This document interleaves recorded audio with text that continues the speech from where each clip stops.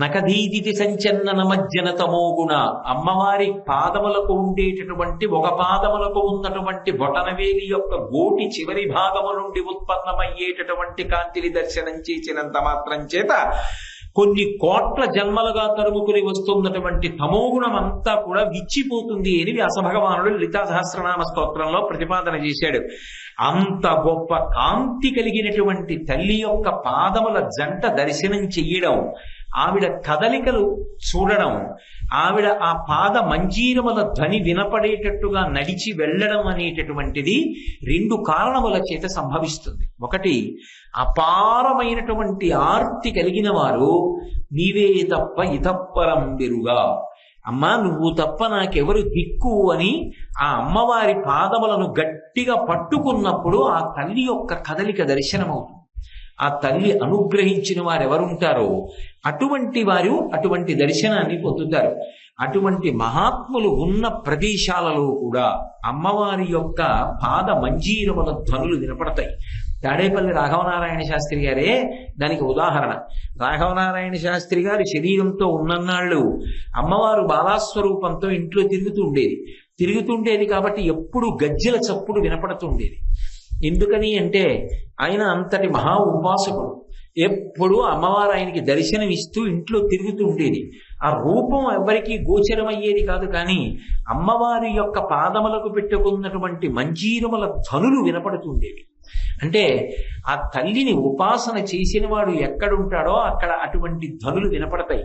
నిజంగా మధురైలో మీనాక్షి పరదేవత ఆర్తితో వచ్చి ఆమె పాదములను నమ్మి నమస్కరించినటువంటి వారిని అద్భుతంగా రక్షించినటువంటి సందర్భాలు కోకొల్ల.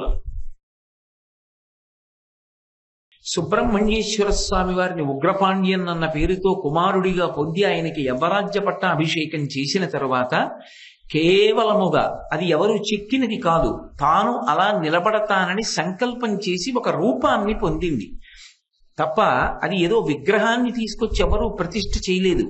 సాక్షాత్ పరదేవతయే అలా నిలబడింది. ఇప్పుడు ఆవిడెవరిని పరిపాలిస్తోంది అంటే భక్త పరిపాలనం చేస్తోంది. ఎవరు ఆమె అనుగ్రహాన్ని అపేక్షిస్తున్నారో వారందరి పట్ల కూడా ఆమె పరిపాలకురాలై వారి యోగక్షేమములను ఆవిడ వహిస్తోంది. ఒక్కసారి ఆవిడ పేరు చెప్పిన, స్మరించిన, ఈ స్తోత్రం చేసిన, నమస్కరించిన, ఆవిడ మ్రోల పడిపోయిన, ఆవిడ రూపాన్ని ఊహ చేసిన ఆవిడ మనకు పరిపాలకురాలై మన యోగక్షేమములను ఆవిడ స్వీకరించి కాపాడుతుంది. ఆ పరిపాలన ఒకనాడు పూర్తి చేసింది. రాజ్య పరిపాలన. భక్త పరిపాలనకి అంత ఉండదు. అది ఎంత కాలము ఈ భూమి ఉంటుందో, ఎంత కాలము ఈ జనులు ఉంటారో, ఎంత కాలము ఈ ప్రాణులు ఉంటాయో అంతకాలము ఆమె పరిపాలన కొనసాగుతూనే ఉంటుంది. అందుకని ఏదో చరిత్రలో ఒకనాడు వచ్చినటువంటి పరిపాలకులైనటువంటి ఒక రాజు రాణిల యొక్క వృత్తాంతంలా ముగిసిపోయేటటువంటి వృత్తాంతం కాదది. అందుకని ఆమె పరిపాలన అన్న మాటకి అన్వయమయ్యేటటువంటి ఆవిడ పెట్టుకున్న కిరీటానికి ఒక ప్రత్యేకత. ఈ ప్రత్యేకత ఏమి అంటే ఆమెకి రాజ్యము దేని వల్ల వచ్చింది? ప్రారంభంలో మలయధ్వజుడికి కుమార్తె కనుక వచ్చింది. మలయధ్వజుడు ఏ వంశంలో వాడు? నాయకరాజుల వంశంలో వచ్చినవాడు. నాయకరాజులకి ఒక లక్షణం ఉంది. వాళ్ళు ప్రత్యేకించి ఈ కిరీటం పెట్టుకునేటప్పుడు అది మామిడి పండు ఆకారంలో ఉంటుంది. ఒక పక్కకి తిరిగినప్పుడు మన వాళ్ళు వైరముడి అంటుంటారు. ఆ కిరీటం ఇలా నిలువుగా ఉండదు. అది కూడా పెట్టుకుంటుంది. స్వర్ణ కిరీటాన్ని అప్పుడప్పుడు ధరిస్తుంది. కానీ మీరు ఆమెని పెళ్లి కుమార్తెగా చూసినా, ఆమె భక్త పరిపాలన చేసినప్పుడు, కళ్యాణం చేసుకునేటప్పుడు ప్రత్యేకించి మధురైలో ఒక అద్భుతమైనటువంటి ఉత్సవం జరుగుతుంది. ఆ ఉత్సవం చూడడానికి ఎక్కడెక్కడి నుంచో పెడతారు. ఆవిడ ఒక రోజున, సంవత్సరంలో ఒక్క రోజున గుర్రం మీద ఊరిరుగుతుంది. అసలు ఆ గుర్రాన్ని చూసి తీరాలి. అది మామూలు అశ్వవాహనాలు ఎలా ఉంటాయో అలా ఉండదు. అది బంగారు గుర్రం. ముందు 2 కాళ్ళు పైకెత్తితే ఒక మహారాజ్ఞి అలవోకగా కూర్చుని ఆ జీను మీద కూర్చుని జారిపోకుండా ఆ 2 కాళ్ళు జీనుకి సంబంధించి పాదాలు పెట్టుకోవడానికి 2 కొక్కేల వంటి అమరికలు ఉంటాయి. వాటిలో 2 పాదాలు పెట్టి ఆ గుర్రం యొక్క ఆ పట్టుకునేటటువంటి కళ్ళాన్ని పట్టుకుని ఇలా పైకి లేచినటువంటి గుర్రం మీద ఏదో వెనక్కి జారిపోతున్నట్టుగా కాకుండా ఒక అలవాటు ఉన్నటువంటి మహాసామ్రాజ్ఞి ఎంత నవ్వుతూ ఉంచుకుంటుందో అంత నవ్వుతూ ఉంచుకుని ఆమె ఊరిరిగింపుగా వెడుతుంది. అసలు ఆ రూపాన్ని చూడ్డానికి ఎడతారు. అదొక పరమాద్భుతమైనటువంటి స్వరూపం. మీనాక్షి పరదేవత ఊరిరిగింపులలో అసలు మీరు అది ఒక చిత్తరువుగా, ఒక చిత్రపటంగా చూసినా సరే అలా ఉండిపోతారు. అబ్బా ఏమి సోయగనరా అని. ఒక మనిషి ఒక వీరాధి వీరుడు లేకపోతే ఒక వీరమాత వెడుతుంటే ఎలా ఉంటుందో ఆమె అశ్వారోహణం చేసి వెళ్ళడం అలా ఉంటుంది. కానీ నాయకరాజుల కుమార్తెగా వచ్చింది కాబట్టి ప్రధానంగా ఆవిడ ఎప్పుడు కిరీటం పెట్టుకున్నా ఆవిడ కిరీటం ఇలా ఉండి ఇలా ఓ పక్కకి ఒగ్గుతుంది. ఇలా వంగి దాని చివరి నుంచి ముత్యాల జాలు కిందకి జారి ఉంటుంది. దాన్ని మన వైపు అయితే వైరముడి అంటారు. దక్షిణ దేశంలో అయితే మామిడి పండు ఆకృతి కలిగినటువంటి కిరీటము అంటారు. ఇందులో మళ్ళీ అమ్మవారు పెట్టుకునేటటువంటి కిరీటాల్లో నిలువుగా ఉన్నటువంటి స్వర్ణ కిరీటాన్ని అప్పుడప్పుడు పెట్టుకుంటుంది. అలా పెట్టుకున్నటువంటి స్వర్ణ కిరీటం అయితే అందులో ప్రధానంగా ఒక ఎర్రటి మణి ప్రకాశిస్తూ ఉంటుంది. కానీ ఆమె పరిపాలనాంశలో కిరీటం పెట్టుకున్నప్పుడు సాధారణంగా ఆమె పెట్టుకున్నటువంటి వైరముడి ఓ పక్కకి తిరిగి మామిడి పండులా ఉన్నటువంటి కిరీటం పరమాద్భుతమైనటువంటి ముత్యముల హారముల చేత అల్లబడి ఉంటుంది. అసలు ఆ కిరీటాన్ని మీరు ఎప్పుడైనా ప్రత్యేకంగా దర్శనం చేస్తే దాన్ని ముత్యాల జటా కిరీటము అని పిలుస్తారు. ఎందుకంటే స్త్రీ జట వేసుకుంటే ఎలా ఉంటుందో అలా ఆ కిరీటం మీద ముత్యాలు జటలుగా అల్లుతారు. నేను మీతో మనవి చేసి ఉన్నాను కదా, వీలైతే ఇవన్నీ కూడా మీకు నేను స్లైడ్స్ కింద చూపించే ప్రయత్నం చేస్తాను. అది ఎంతవరకు సఫలీకృతం అవుతుందో నాకు తెలియదు. కానీ ఆ ముత్యాల జటలతో ఉన్నటువంటి కిరీటం ఉంటుంది. ఆ కిరీటాన్ని ధరిస్తుంది.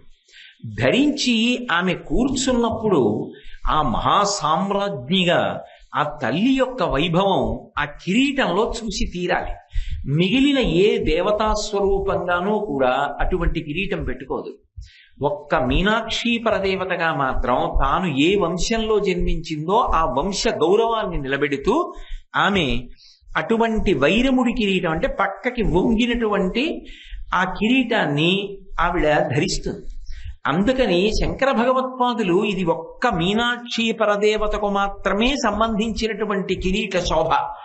ఆమె మరెక్కడ అవతార స్వీకారం చేసినా ఇటువంటి కిరీటాలు పెట్టుకుంది అని చెప్పడం కష్టం. ఇక్కడ ఒక్క చోట మాత్రం అటువంటి కిరీటం పెట్టుకుంటుంది. పైగా ఈ కిరీటంలో కూడా ఒక విశేషం ఉంది. నేను మీతో అన్నాను కదా, ముత్యాల జటా కిరీటము అనేది పెట్టుకుంటుంది. లేకపోతే అంత ముత్యాలతో జటలు వల్లిన కిరీటం కాకుండా ముత్యాలు సాధారణమైన హారములుగా అలంకారం చేసి ముత్య తిలక కిరీటము అంటారు. అంటే చూడండి, ఇప్పుడు ఆ అమ్మవారు పెట్టుకున్న కిరీటం మధ్యలో ఒక ఎర్రటి పెద్ద కెంపు ఉంటుంది. దాన్ని కెంపు తిలక కిరీటము అంటారు. అంటే కిరీటానికి తిలకంలా ఉంటుంది, ఎర్రటి మణి, ఒక మాణిక్యం ప్రకాశిస్తూ ఉంటుంది. అమ్మవారికి అలవాటు ఏమిటంటే మధురైలో మీనాక్షి పరదేవత అత్యంత ప్రీతిపాత్రంగా ధరించేటటువంటి కిరీటం ఉంది. అది ముత్యాల హారాలతో ఉండి వైరముడిలా ఇలా పక్కకి ఉంటుంది. ఉండి దాని మధ్యలో మరి అది ఎక్కడ వచ్చినటువంటి ముత్యం, ఇంత పెద్ద ముత్యం ఉంటుంది. ఆ ముత్యం ఆ కిరీటంలో తిలకంలా పొదగబడి ఉంటుంది. ఆ కిరీటాన్ని ధరిస్తుంది. ఆమెకి ఆ ముత్యాల హారాలతో శోభించే కిరీటముల యందు ఒక ప్రత్యేకమైన అనురక్తి. అది ఆమె ఇష్టము అని చెప్పడం కష్టం. ఆమె ఆ వంశ మర్యాదని అలా కాపాడింది. నాయకరాజుల యొక్క వంశంలో అటువంటి కిరీటాలు అలవాటు కనుక ఆమె కూడా అటువంటి కిరీటాన్నే పెట్టుకుంది. మనం చూడ్డానికి, శంకరాచార్యుల వారు చూడ్డానికి చాలా తేడా ఉంటుంది. మనం చూస్తే కిరీటం పెట్టుకుందంటాం, అంతే, బాగుందండి కిరీటం అంటాం. కానీ ఇలాంటి కిరీటం ఎక్కడైనా పెట్టుకుందా? కంచిలో కామాక్షిగా పెట్టుకుందా? పరిపాలనాంశలో కాశీలో విశాలాక్షిగా పెట్టుకుందా? ఎక్కడెక్కడ కిరీటాలు ఎటువంటివి పెట్టుకుంది? మిగిలిన చోట లేని కిరీటం ఇక్కడెందుకు పెట్టుకుంది? ఈ కిరీటానికి ఉన్న ప్రత్యేకత ఏమిటి? ఈ కిరీటానికి ఏమైనా చరిత్ర ఉందా? ఈ మర్యాద ఎందుకు పాటించింది? ఆమె తండ్రి అన్న మాటకి ఎంత ప్రేమ చూపిస్తుంది. నిజంగా ఆవిడికి తల్లి తండ్రి ఉంటారా? ఉండరు. కానీ తనని విశేషంగా ఆరాధించినటువంటి భక్తురాలిని ఒక రాజుకి భార్యని చేసి తనకి తల్లిని చేసుకుని ఆ తల్లి తండ్రి యొక్క వంశ గౌరవాన్ని కిరీటధారణలో గౌరవించింది. కాబట్టి లోకానికి అంతటికీ పాఠం నేర్పింది. తల్లిదండ్రుల యొక్క మర్యాదని బిడ్డలు నిలబెట్టాలి. ఆ ఇంట ఉండేటటువంటి ఆచారాన్ని పాటించడంలో ఏమీ కూడా ఇంకా మళ్ళీ సందేహం కానీ, అందులో మొహమాట పడ్డం కానీ, సిగ్గుపడ్డం కానీ ఉండకూడదు. ఇది మా వంశాచారం అని ఎంతో సంతోషంగా, పరమ ఆనందంతో దాన్ని కొనసాగించాలి. అది మీనాక్షి పరదేవత ధరించి చూపిస్తుంది. అందుకని శంకరాచార్యుల వారు ప్రత్యేకంగా ఆమె పరిపాలనాంశలో భక్త పరిపాలనని జ్ఞాపకం చేసుకుంటూ అమ్మ పెట్టుకునేటటువంటి కిరీటపు సోయగాన్ని జ్ఞాపకం చేసుకుని మీనాక్షిగా ఆమె కిరీటంలో ఉండేటటువంటి ప్రత్యేకతని స్మరణ చేస్తూ ముక్తాహారల సత్కిరీట రుచిరాం అంటారు. అంతేకాదు, ఒక్క మధురైలోనే పట్టాభిషేకంలో ఒకానొకప్పుడు ఒక పెద్ద వైక్లభ్యం వచ్చింది. సాధారణంగా కిరీటం అనువంశికంగా వస్తుంది. మహారాజు ధరించినటువంటి కిరీటం తర్వాత పట్టాభిషిక్తుడైనటువంటి వ్యక్తి యొక్క శిరస్సు మీద ఉంచుతారు మంత్రపురస్సరంగా. కిరీటం ఉంచి రాజదండం చేతికి ఇచ్చారు అంటే వాళ్ళు పరిపాలకులు అని. ఇప్పటికీ మధురైలో ఒక ప్రత్యేకమైనటువంటి ఉత్సవం ఉంది. ఆ ఉత్సవంలో అమ్మవారు బయలుదేరుతుంది. బయలుదేరినప్పుడు అక్కడ సంప్రదాయం ఏమిటంటే, ఆలయానికి సంబంధించినటువంటి ధర్మకర్తలలో ఒక ప్రధానుడు, ఒక పెద్ద ఆయన, ఒక ధర్మకర్త ఏం చేస్తాడంటే, పరమ వైదికంగా దుస్తులు వేసుకుని ఆయన తనని తాను పాండ్యరాజుగా భావిస్తే ఆలయ పురోహితులు పాండ్యరాజుని ఎలా ఆహ్వానిస్తారో అలా ఆహ్వానిస్తే రాజదండాన్ని తీసుకొచ్చి, అమ్మా ఇక పైన నువ్వు పరిపాలకురాలివి అని ముత్యాల కిరీటాన్ని పెట్టి రాజదండాన్ని బహూకరిస్తారు. ఆ మీనాక్షి పరదేవత రాజదండాన్ని పట్టుకున్నప్పుడు ఆమె ఎడమ చేతి వేళ్లు చాలా గమ్మత్తుగా ఉంటాయి. ఈ చిటికిన వేలు కొంచెం దూరంగా ఉండి, ఈ 2 వేళ్లు కొద్దిగా దగ్గరగా ఉండి, చిటికిన వేలు కన్నా కొద్దిగా దగ్గరగా ఈ వేలుండి ఇలా ఉండి కుడి చేత్తో ఇలా రాజదండం పట్టు కూర్చుంటాడు. అసలు ఆ ముగ్ధమోహనమూర్తిని చూసి తీరాలి. ఆ ముఖంలో ఒక మహారాజ్ఞి కళ ప్రకాశిస్తూ ఉంటుంది. ఆ ఉత్సవం చూడడానికి ఒక్క భారతదేశం నుంచి కాదు, దేశ విదేశాల నుంచి మధురై చేరుకుంటారు. చేరుకుని వైగై నదిలో నీళ్లున్నాయా, మధురైలో జనం ఉన్నారా అన్నంతగా, అంటే జన సముద్రం ముందు వైగై నదీ ప్రవాహం సరిపోదు, అంత గొప్పగా జరుగుతుంది ఆ ఉత్సవం. ఇప్పటికీ ప్రతి ఏటా దేవాలయ ధర్మకర్త పాండ్యరాజుగా అలంకారం చేసుకుని భావన చేసి రాజదండాన్ని బహూకరిస్తారు మీనాక్షి పరదేవతకి. అందుకే పరిపాలకురాలిగా ఆమె ఎప్పుడూ ఉంది. కాబట్టి ఆ తల్లి విశేషాంశని పొంది ఉంది. మహారాజ్ఞిగా భక్త పరిపాలన చేస్తోంది ఇప్పటికీ. అటువంటి తల్లి వంశంలో కొడుకు, మనవడు, ముని మనవడు, ఇను మనవడు, అలా వంశం కొనసాగుతూ ఇప్పటికీ పరిపాలనలో ఆ వంశం వారు కొనసాగుతూ వస్తున్నారు. కానీ ఒకానొకప్పుడు ఆ పాండ్యరాజుల యొక్క పట్టాభిషేక సమయంలో ఒక పెద్ద వైక్లభ్యం ఏర్పడింది. ఎందుచేత అంటే, ఒకప్పుడు వీరపాండ్యన్ అని ఆ వంశంలో ఒక రాజు వచ్చాడు. ఆ వీరపాండ్యన్ అనేటటువంటి రాజు చాలా గొప్ప పరాక్రమవంతుడు, అనేక రాజ్యములను గెలిచాడు. ఆయనకి సంతానం కలగడం చాలా ఆలస్యమైంది. ఆయనకి సంతానం చాలా ఆలస్యంగా కలిగితే ఆ పిల్లవాడికి అభిషేక పాండ్యన్ అని పేరు పెట్టాడు. ఎందుకు పేరు పెట్టాడు అంటే, చైత్రమాసంలో ఒకానొక రోజున ఒక ప్రత్యేకమైన అభిషేకాన్ని కొడుకు కోసమని చేశాడు. ఆ అభిషేకం తర్వాత కొడుకు పుట్టాడు కాబట్టి ఆ అభిషేక ఫలితము అని కొడుక్కి అభిషేక పాండ్యన్ అని పేరు పెట్టుకున్నాడు. ఆ అభిషేక పాండ్యన్ ఇంకా చాలా చిన్న వయస్సులో ఉండగానే ఈ వీరపాండ్యన్ శరీరాన్ని విడిచిపెట్టాడు. ఈ పిల్లవాడికి పట్టాభిషేకం జరగాలి, కానీ ఇంకా పిల్లవాడికి యోగ్యత రాలేదు. అసలు ఇంకా రాజ్య సంబంధమైన విషయములను పరిశీలించడం చేత కాదు. మంత్రులు రాజ్యాన్ని చూస్తున్నారు. వీరపాండ్యన్ ఉండగా ఆయనని ఓడించలేకపోయినటువంటి రాజులందరూ కలిసి ఒక సమూహంగా ఏర్పడి మధురై మీద దండయాత్రకు వచ్చి ఈ వీరపాండ్యన్ లేడు కనుక రాజ్యాన్నంతటినీ కూడా దోచుకుని వెళ్ళిపోయారు. వెళ్ళిపోయినప్పుడు అంతఃపురంలో ఉన్నటువంటి ఆభరణ విశేషాల దగ్గర నుంచి అన్నీ తీసుకెళ్ళిపోయారు. తీసుకెళ్ళిపోతే అసలు పట్టాభిషేకం చెయ్యడానికి ఆ పిల్లవాడికి పెట్టడానికి కిరీటం లభించలేదు. ఎలా? మణులతోటి మాణిక్యములతోటి తయారైనటువంటి కిరీటాన్ని పెట్టాలి. అలా కిరీటాన్ని పెడదాము అంటే అసలు అంతఃపురంలో ఏమీ లేకుండా శత్రురాజులు అన్నీ తీసుకుపోయారు. అప్పుడు ఆ ఊరి పెద్దలందరూ కలిసి, ఆ మంత్రులందరూ కలిసి, శివ, ఈ సామ్రాజ్యాన్నంతటినీ ఒకనాడు మీనాక్షి పరదేవత సుందరేశ్వరుడవైన నువ్వు కలిసి పరిపాలన చేశారు.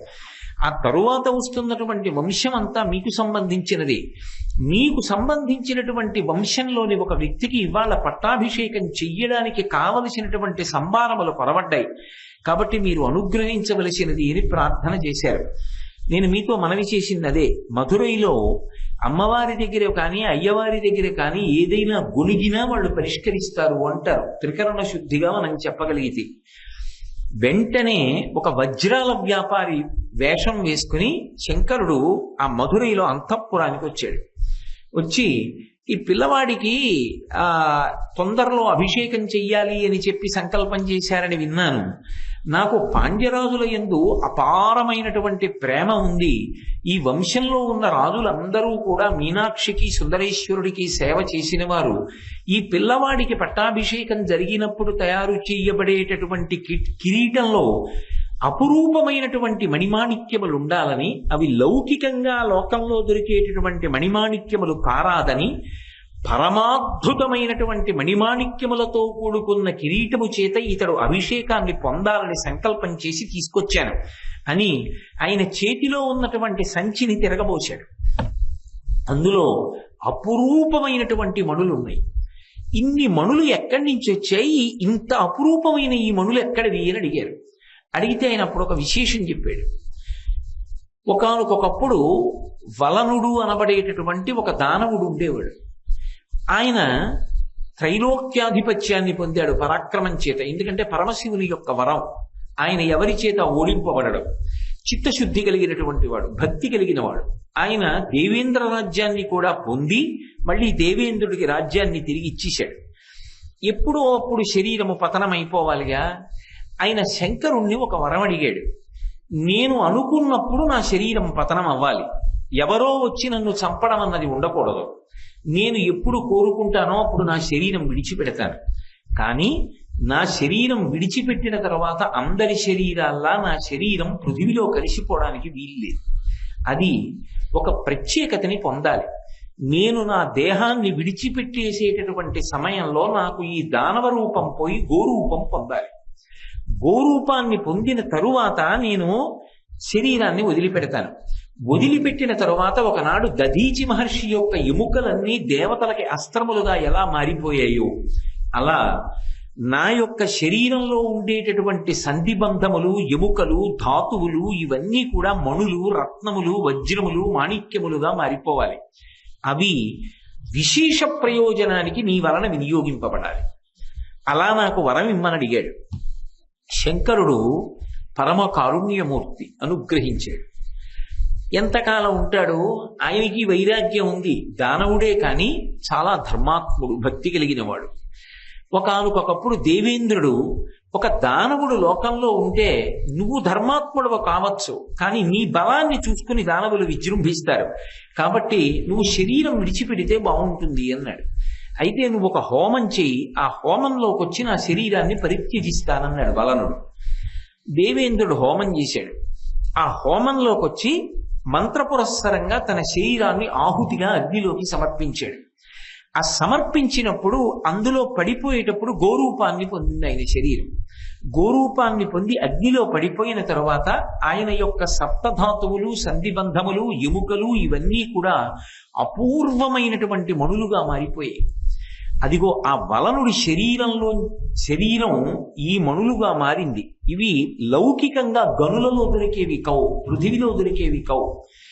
ఇంత గొప్ప మణిమాణిక్యములతో ఈ ముత్యాల హారములతో అలంకృతమైన కిరీటాన్ని చేసి అభిషేక పాండ్యానికి పట్టాభిషేకం చెయ్యండి. ఎందుకు ఇస్తున్నాను ఇవన్నీ? మీరు ₹1 కాసు నాకు ఇవ్వక్కర్లేదు. ఎందరో రాజులు వచ్చి ఈ మధురైకి సంబంధించిన ఐశ్వర్యాన్నంతటినీ అపహరించి తీసుకుపోయారు.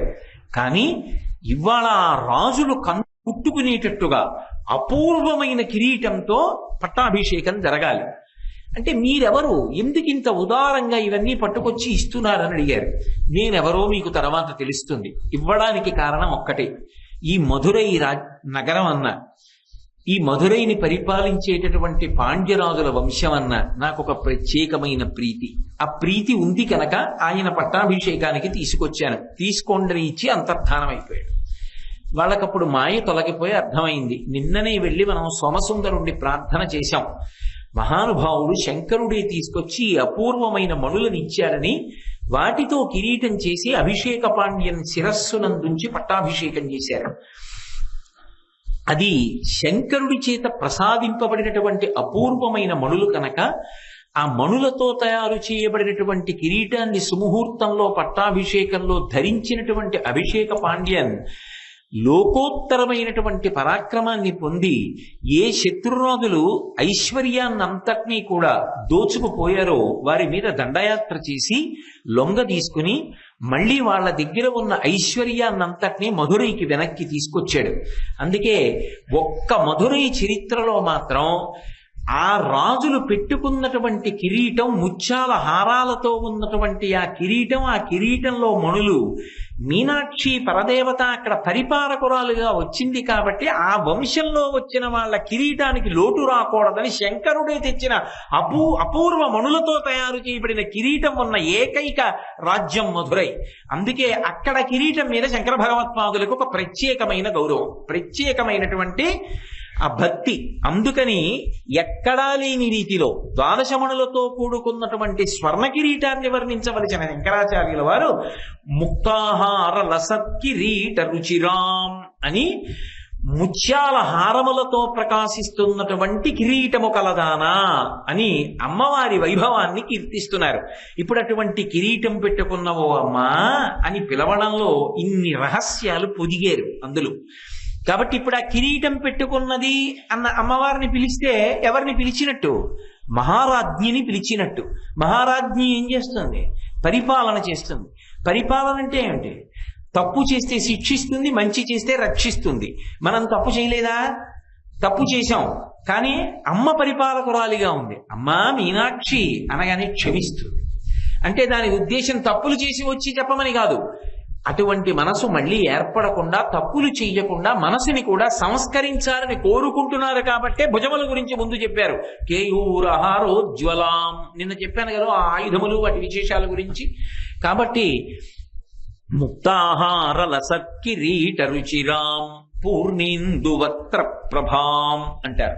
వక్త్రము అంటే సంస్కృతంలో నోరు అని అర్థం, ముఖము అని కూడా అర్థం. అమ్మవారి యొక్క ముఖమండలం, మీనాక్షి పరదేవత యొక్క ముఖమండలము ఎలా ఉంటుంది అంటే శంకరాచార్యుల వారు పూర్ణ చంద్రబింబంతో పోల్చారు. అంటే పౌర్ణమి నాడు ఉండేటటువంటి చంద్రబింబం గుండ్రంగా ఉండి సుధాధారలను, అమృతధారలను వర్షిస్తూ ఉంటుంది. నిజానికి అమ్మవారి యొక్క ముఖమండలాన్ని వర్ణించడం అంత తేలికైనటువంటి విషయం కాదు. కానీ సాధారణంగా మహాకవులైనటువంటి వారందరూ కూడా అమ్మవారి ముఖమండలాన్ని వర్ణించవలసి వస్తే పౌర్ణమి చంద్రబింబాన్ని అడ్డుపెట్టి వర్ణిస్తారు. లేదా పద్మానన ఏదో ముఖారవిందం అని పద్మంతో పోలుస్తారు.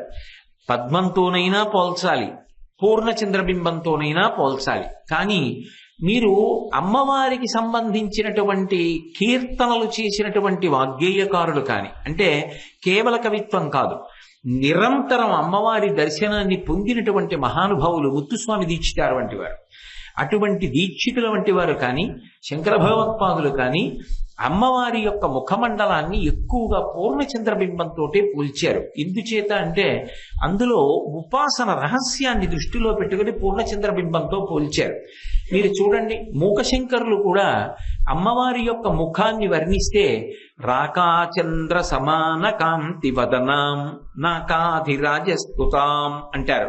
అమ్మ రాకాచంద్ర సమాన కాంతి వదన అంటే రాకాచంద్రుడు అంటే పరిణిత చంద్రుడు, పౌర్ణమి నాటి గుండ్రటి చంద్రబింబం. ఆ రాకాచంద్ర సమాన కాంతి వదన, ఆ పౌర్ణమి నాటి చంద్రబింబం ఎటువంటి కాంతులు వర్షిస్తూ ఉంటుందో అటువంటి కాంతులను వర్షించేటటువంటి ముఖము కలిగినదానా అని పిలిచారు. ఇక ముత్తుస్వామి దీక్షితుల వారైతే కామాక్షి పరదేవత మీద లోకప్రసిద్ధమైనటువంటి కీర్తన ఒకటి చేశారు. అందులో కంజదలాయతాక్షి కామాక్షి అని, అందులో రాకా శశివదని అంటారు. రాకా శశివదని అంటే శశి అంటే చంద్రుడు, రాకా శశి అంటే పౌర్ణమి నాటి చంద్రబింబం. అటు అమ్మవారిని గొప్ప ఉపాసన చేసినటువంటి నిరంతర దర్శనం పొందినటువంటి దీక్షితుల వారి వంటి మహావాగ్గేయకారులు కూడా అమ్మవారి యొక్క ముఖమండలాన్ని చెప్పవలసి వస్తే పూర్ణచంద్రబింబంతో చెప్పారు. ఇక శంకర భగవత్పాదులు సౌందర్యలహరిలో చెప్పవలసి వస్తే అనన్య సామాన్యమైన ప్రజ్ఞ చూపించి కృష్ణపక్షంలో అష్టమి నాటి చంద్రబింబాన్ని, శుక్లపక్షంలో అష్టమి నాటి ఉన్న చంద్రబింబాన్ని రెండింటినీ కలిపితే రెండు అంటుకోవడానికి అవకాశం ఉండదు కాబట్టి తిరగేసి అంటిస్తే అంటుకుని పూర్ణచంద్రబింబం వస్తుందని మన మనస్సుని తీసుకెళ్లి అక్కడ పెట్టించడం కోసమని లలాటం లావణ్యజ్యుతి విమలమాభాతి తవయత్ ద్వితీయం తన్మన్యే మకుటఘటితం చంద్రశకలం సపర్యాపర్యాయాదుభయమపి సంభూయితమిదః సుధాలేపస్యూతి పరిణమతి రాకాహిమకరః అన్నారు. అది ఏదో కృష్ణపక్షంలోనూ శుక్లపక్షంలోనూ ఉండేటటువంటి చంద్రబింబాల్ని మీరు చూశారనుకోండి, అష్టమి నాటివి కాబట్టి అష్టమి నాటి చంద్రబింబం సగం ఉంటుంది. అందుకని అష్టమి చంద్ర విభ్రాజ దళిక స్థలశోభిత అని వ్యాసుడు కూడా చంద్రబింబాన్ని ఆధారం చేసుకున్నాడు అమ్మవారి ముఖం చెప్పవలసి వస్తే. అది ఒక చంద్రబింబం శుక్లపక్షంలోది ఇలా ఉంటుంది. అంటే డి, ఇంగ్లీష్లో క్యాపిటల్ డి రాసినప్పుడు ఎలా ఉంటుందో అలా ఉంటుంది. కృష్ణపక్షంలో ఉన్న చంద్రబింబం కూడా డీలాగే ఉంటుంది, కానీ ముందు ఇలా వచ్చి ఇలా ఉంటుంది. ఇప్పుడు రెండు ఎలా కలుస్తాయి? కలవు, రెండింటికి పొట్టలు అడ్డొస్తాయి. అందుకని సపర్యాపర్యాయ ఆ రెండింటిని తిప్పాలి. తిప్పి కలిపితే ఆ గీతలు కలుస్తాయి. కలిస్తే అప్పుడు రెండూ కూడా కలిసి పూర్ణచంద్రబింబం వస్తుంది. అందుకని ద్వితీయం తన్మన్యే మకుటఘటితం చంద్రశకలం పర్యాయాదుభయమపి సంభూయిచమిదః. అది ఆ కలిపేటప్పుడు ఆ రెండిటిని తిరగేసి, అంటే అవి రెండు కలుసుకుంటే గుండ్రంగా అవడానికి వీలుగా సన్యాసాదుభయమపి సంభూయచమిదః, ఆ రెండింటినీ కలిపితే పూర్ణచంద్రబింబం వస్తుంది అని శంకర భగవత్పాదులు కూడా సౌందర్యలహరిలో ప్రతిపాదన చేశారు. మహాకవులు ఎవరైనా సరే అమ్మవారి యొక్క ముఖమండలాన్ని చెప్పవలసి వస్తే సాధారణంగా తీసుకునేటటువంటి ఉపమానం పౌర్ణమి నాడు ఉండేటటువంటి చంద్రబింబాన్ని తీసుకుంటారు. అందున మధురైకి ఒక ప్రత్యేకత ఉంది. ఎందుచేత అంటే మీరు మధురై చరిత్రని పరిశీలిస్తే మధురైకి మొదటి పేరు ఏమిటి అంటే కదంబవనము అని. అదంతా కదంబ చెట్ల తోట, అన్ని కదంబ వృక్షాలే. ఎక్కడ కదంబ వృక్షాలు ఉంటాయో అక్కడికి ఆవిడ వస్తుంది. కదంబ వనవాసిని. పైగా మధురై క్షేత్రానికి స్థల వృక్షం కూడా కదంబ వృక్షం. కదంబ వృక్షం కాబట్టి ఆవిడ కదంబవనం పట్ల ప్రీతి చెంది ఉంటుంది. కాబట్టి ఆ తల్లి శంకరులు చెప్పినట్టు సపర్యాదన్యాసాదుభయమపి సంభూయచమిదః అని ఆ పూర్ణచంద్రబింబం ఎలా ఉంటుందో అంత గొప్ప సంతోషంతో అమృతం జాలువారుతున్నటువంటి ఆ ముఖ రూపంతో ఆ తల్లి అక్కడ నడయాడినది అనేటటువంటిది నిర్వివాదాంశం. అయితే అసలు అమ్మవారి యొక్క సొబగు, అమ్మవారి యొక్క విశేషాన్ని మీరు బాగా చూడాలి అంటే మధురైలో పైన విమానం ఉంది. అది స్వర్ణ విమానం మీనాక్షి దేవాలయంలో. ఆ మీనాక్షి దేవాలయ స్వర్ణ విమానంలో యాళి అని ఒక పౌరాణిక మృగం ఉంటుంది. ఆ పౌరాణిక మృగం పైకి చూస్తే విమానం ఉంటుంది. ఆ విమానంలో స్వర్ణ మీనాక్షి ఉంటుంది. మీరు ఆ స్వర్ణ మీనాక్షి వంక చూస్తే అసలు ఆవిడ ముఖమండల యొక్క దీప్తిని చూస్తే పూర్ణ చంద్రబింబం యొక్క కాంతి ఎంత స్ఫుటంగా కనపడుతుందో అంత స్ఫుటంగా కనపడుతుంది ఆ స్వర్ణబింబంలో ఉండేటటువంటి మీనాక్షి. కాకపోతే కొంచెం జాగ్రత్తగాను శ్రద్ధగాను దాన్ని పరిశీలనం చేయవలసి ఉంటుంది. ఎందుచేత అంటే ఎక్కడో విమానంలో ఉంటుంది. ఆ విమానంలో యాళి మృగం మీద ఉన్నటువంటి ఆ విమానంలో ఉన్న మీనాక్షి పరదేవత బంగారు ముఖాన్ని చూస్తే అసలు ముమ్మూర్తుల పౌర్ణమి నాటి చంద్రబింబం ఎలా ఉంటుందో అమ్మవారి ముఖమండలం అలా ఉంటుంది. రెండు, అందులో ఒక విశేషం ఉంది. మనం మన ప్రయత్నం లేకుండా మన మనస్సుని లాక్కోగలిగినటువంటివి లోకంలో కొన్ని ఉన్నాయి. అన్నిటికీ ఆ శక్తి ఉండదు. మిగిలిన వాటి దగ్గర మన మనసు మనం పెట్టాలి. కానీ మన మనసు మనం పెట్టవలసిన అవసరం లేకుండా మన మనసుని అవి లాక్కునేవి కొన్ని ఉన్నాయి. అందులో ఒకటి ఏది అంటే పౌర్ణమి నాటి చంద్రబింబం, రెండోది సముద్రం, 3 ఏనుగు యొక్క ముఖం, 4 వీణా వాద్యం, 5 కలువల తండం. ఇవన్నీ కూడా మన మనసుని అవిలాక్కుంటాయి. అందులో పౌర్ణమి చంద్రబింబం ఒకటి. అంటే అమ్మవారి ధ్యానం చెయ్యాలని మనం ప్రయత్నం చెయ్యాలి తప్ప అమ్మవారే మన మనసు లాగేసి ఆవిడ ధ్యానం చేయిస్తుంది. రెండోది, మనం ధ్యానం చేసేటప్పుడు ఎవరిని ధ్యానం చేస్తున్నామో వారి ముఖం ప్రసన్నంగా సంతోషంగా లేదనుకోండి, ధ్యానమునందు ఊంచుకోవడం చాలా కష్టం అవుతుంది.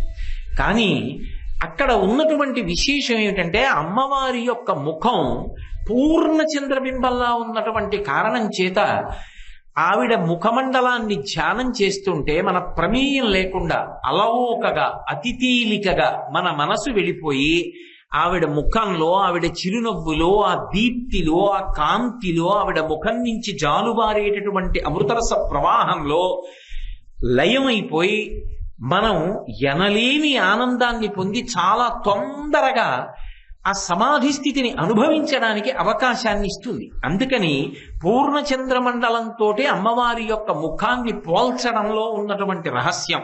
అందుకే శంకర భగవత్పాదులు ఇక్కడ మీనాక్షి పరదేవత ముఖాన్ని వర్ణన చేయవలసి వస్తే ముక్తాహారలస కిరీట రుచిరాం పూర్ణిందు వక్త్ర ప్రభాం అంటారు. అని సింజన్నూపుర కింకిణీ మణిధరాం అంటారు. సింజన్నూపుర కింకిణీ మణిధరాం ఇటువంటి నామమే లలితా సహస్రంలో వ్యాస భగవానుడు కూడా వాడాడు.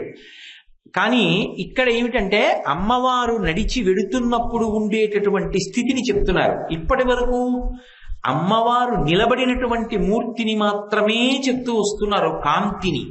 ఇక్కడికి వచ్చేటప్పటికి శంకర భగవత్పాదులు కదులుతున్నటువంటి అమ్మవారి గురించి మాట్లాడుతున్నారు. అమ్మవారు కదిలి వెడుతోందనుకోండి, సింజన్నోపుర కింకిణీ మణిధరాం అంటే ఒక చప్పుడు వినపడుతుందట, ఒక శబ్దం వస్తుందట. ఏమిటి ఆ శబ్దం అంటే సింజన్ అంటే చప్పుడు చేయడం. ఆమె పెట్టుకున్నటువంటి ఆ పాదముల యొక్క మంజీరములలో పొదగబడినటువంటి అపూర్వమైనటువంటి మణులతో కూడుకున్నటువంటి ఆ మువ్వలు చప్పుడు చేస్తాయి. అవి పరమ లయబద్ధంగా ఉంటాయి. ఆ తల్లి అడుగు తీసి అడుగు వేస్తూ, అడుగు తీసి అడుగు వేస్తూ నడిచి వెడుతోందనుకోండి, ఆ శబ్దం చెవులకు వినపడుతూ గొప్ప ఆనందాన్ని పొంది రోమాంచితమై వెంట్రుకలు నిక్కపొడుచుకుని యోగి సమాధి స్థితిలోకి ప్రవేశిస్తాడు. మరాళి మందగమన. సాధారణంగా ధ్యానమునందు ఎక్కడ వరకు ఉంటుంది అంటే కేవలముగా ఓ నించున్నటువంటి అమ్మవారి మూర్తినో కూర్చున్నటువంటి అమ్మవారి మూర్తినో మాత్రమే ఉపాసన చేస్తారు. కానీ ఉపాసన ఒక స్థాయికి వెళ్ళిపోయింది అనుకోండి, వెళ్ళిపోయిన తరువాత ఆ అమ్మవారి యొక్క కదలికలు కూడా భాసిస్తాయి, కనపడతాయి. అది మనకి కనపడడం కాదు, ఆవిడ కనపడేటట్టుగా చేస్తుంది. అంటే యోగికి ఆవిడ యొక్క పాదముల యొక్క జంట కనపడుతుంది. ఆవిడ నడిచి వెడుతున్నప్పుడు ఆ పాదములకు పెట్టుకున్నటువంటి మంజీరముల యొక్క సవ్వళ్ళు వింటాడు. ఆ పాదములకు ఉన్నటువంటి లత్తుక కాంతిని చూస్తాడు, పరమ సంతోషాన్ని పొందుతాడు.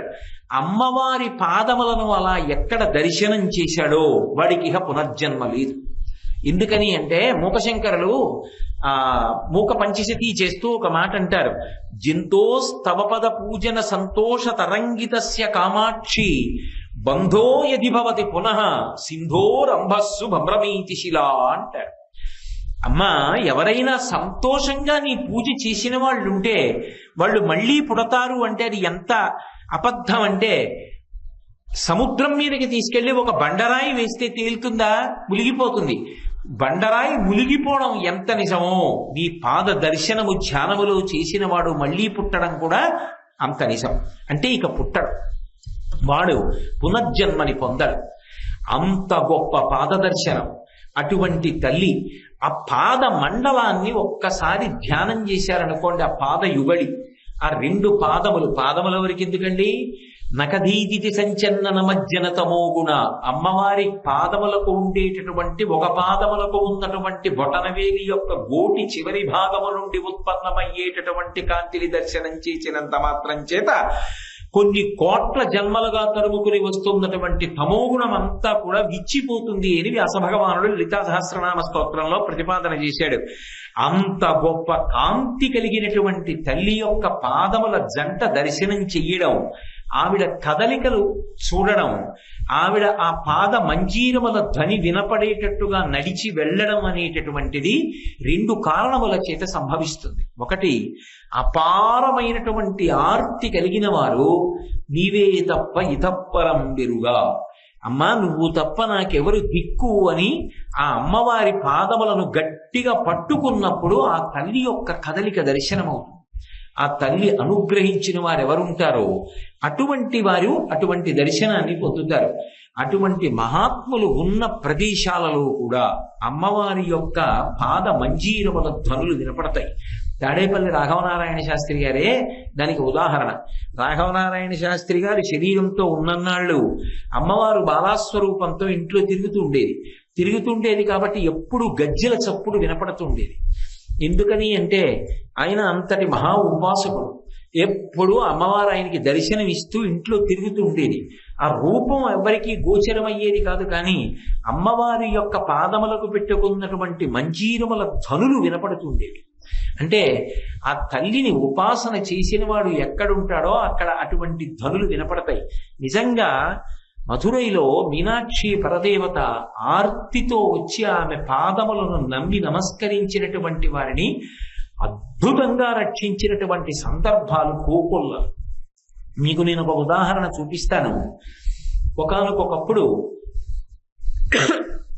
మధురైకి చిత్తన్ అని పేరు కలిగినటువంటి ఒక వ్యక్తి వచ్చాడు. ఆయన ఎందుకు వచ్చాడు అంటే కత్తి యుద్ధం, మల్ల యుద్ధం ఇటువంటివి నేర్చుకోవాలి అని వచ్చాడు. అప్పటికే ఒక లబ్ధ ప్రతిష్ఠుడైనటువంటి వ్యక్తి, ఒక పెద్ద ఆయన ఆ మధురై నగరంలో ఉండి ఏమీ కోరుకోకుండా శిష్యులు తమంత తాముగా స్వచ్ఛందంగా ఇచ్చినటువంటి పారితోషికం ఏదుందో అది మాత్రమే పుచ్చుకుని ఆ వచ్చినటువంటి వాళ్ళందరికీ కూడా ఈ విద్యనంతటినీ కూడా చెప్తూ ఉండేవాడు. ఎక్కడో ఒక చోటు నుంచి వచ్చినటువంటి ఈ చిత్తన్ అనబడేటటువంటి వ్యక్తి ఆయన దగ్గర ఈ విద్యలన్నీ నేర్చుకున్నాడు. నేర్చుకున్నవాడు నేర్చుకోవడంతో సరిపెట్టలేదు, గురువు గారి భార్య మీద కన్నేశాడు. ఎలాగైనా ఆయన భార్యని తన భార్యని చేసుకోవాలి అని కోరుకున్నాడు. అప్పటికి గురువుగారు వయస్సులో కొంచెం పెద్దవారయ్యారు.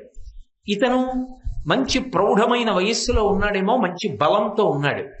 కాబట్టి ఆయన ఏం పాఠం చెప్తాడు, నేను చెప్పగలను ఈ కత్తి విద్య అవిని, నా దగ్గరికి రండని ఆయన దగ్గరికి ఎవ్వరూ వెళ్లకుండా చేసి అందరినీ ఆకర్షించాడు.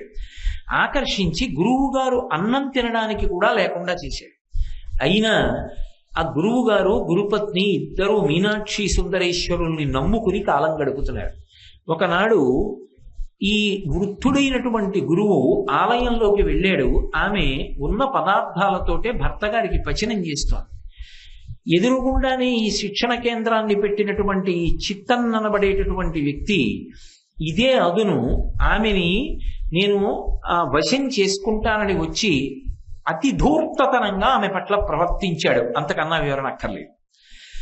ఆమె చాలా బాధపడి అప్పటికి ఆ సమయానికి తప్పించుకుంది. కానీ భర్త గారికి చెప్తే బెంగ పెట్టుకుంటాడని ఆయన వచ్చిన తరువాత మనమిద్దరం వెంటనే బయలుదేరి మీనాక్షి పరదేవత దేవాలయంలోకి వెళ్ళి అమ్మవారి మ్రోల కూర్చుని ప్రార్థన చేద్దాం. నా మనసంతా స్థిమితంగా లేదు, దిగులుగా ఉంది. పదండని భర్తని తీసుకుని అమ్మవారి దేవాలయంలోకి, అయ్యవారి దేవాలయంలోకి వెళ్ళి కన్నీటితో ఆవిడ్ని ప్రార్థన చేసింది ఆ స్వామివారిని. నా యొక్క మాన మర్యాదలకే భంగం జరుగుతోంది, నన్ను పొందడం కోసం నా భర్తని కూడా చంపేసేటట్టున్నాడు. ఈయన దగ్గర నేర్చుకున్న శిష్యుడు, ఇంతకన్నా మహాపాపం ఎక్కడుంటుంది? నువ్వు జోక్యం చేసుకుని రక్షించవలసింది అని మీనాక్షి పరదేవత పాదములను గట్టిగా మానసికంగా పట్టుకుని ప్రార్థన చేసింది. అందులో మధురైలో ఉన్న విశేషం ఏంటంటే మీనాక్షి పరదేవత పెట్టుకునేటటువంటి అందెలు స్ఫుటంగా కనపడతాయి. ఎందుచేత అంటే దక్షిణ దేశంలో ఏదో వెనక్కి మడత పెట్టి చీర కడితే ఎలా ఉంటుందో, ముందుకి అంచొచ్చి వెనక్కి అంచొచ్చేటట్టుగా కడితే ఎలా ఉంటుందో అమ్మవారు అలా కట్టుకుంటుంది. ఆ దక్షిణ దేశపు చీర కట్టడంలో ఆ పాదములు రెండు స్ఫుటంగా కనపడుతూ పాదమంజీరములు కనపడతాయి. ఆవిడ మానసికంగా రెండు పాదాలని కౌగిలించుకొని అమ్మవారిని స్వామివారిని గట్టిగా ప్రార్థన చేస్తూ ఏడుస్తూ కూర్చుంది.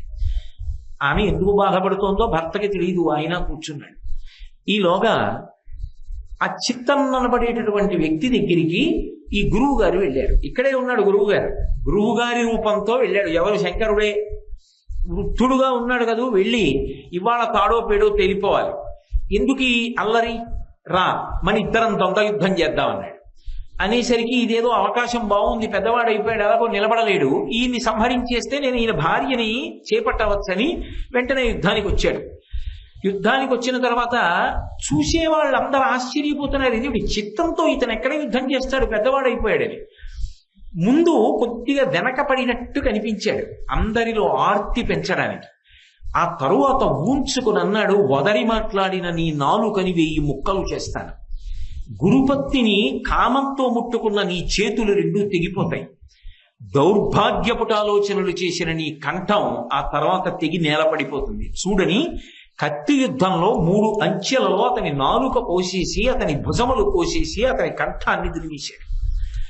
చూసిన వాళ్ళు ఆశ్చర్యపోయారు, ఇదేమిటి ఇంత వృద్ధుడు ఇంత గొప్పగా చెప్పి కొట్టేశాడే చిత్తాన్ని అని. ఈలోగా ఈయన అక్కడ ఉన్నవాడు ఏదో జనం చుట్టూ వచ్చారు, అభినందిస్తున్నారు, కనపడలేదు. ఇదేంటి ఎటు వెళ్ళిపోయాడు అనుకుంటారు. ఇంటికి వచ్చాడన్నారు. గబగబా ఇంతమంది ఇంటికి వెళ్ళారు.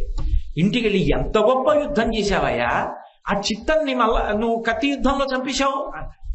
నేను చంపేయడం ఏమిటి, నేను మా ఆవిడ మధురైలో మీనాక్షి దేవాలయంలో అమ్మవారి పాదాలు అయ్యవారి పాదాలు పట్టుకొని ధ్యానం చేసుకుంటున్నాం, నేను అసలు ఇక్కడ లేదు, ఇక్కడికి రాలేదన్నాడు.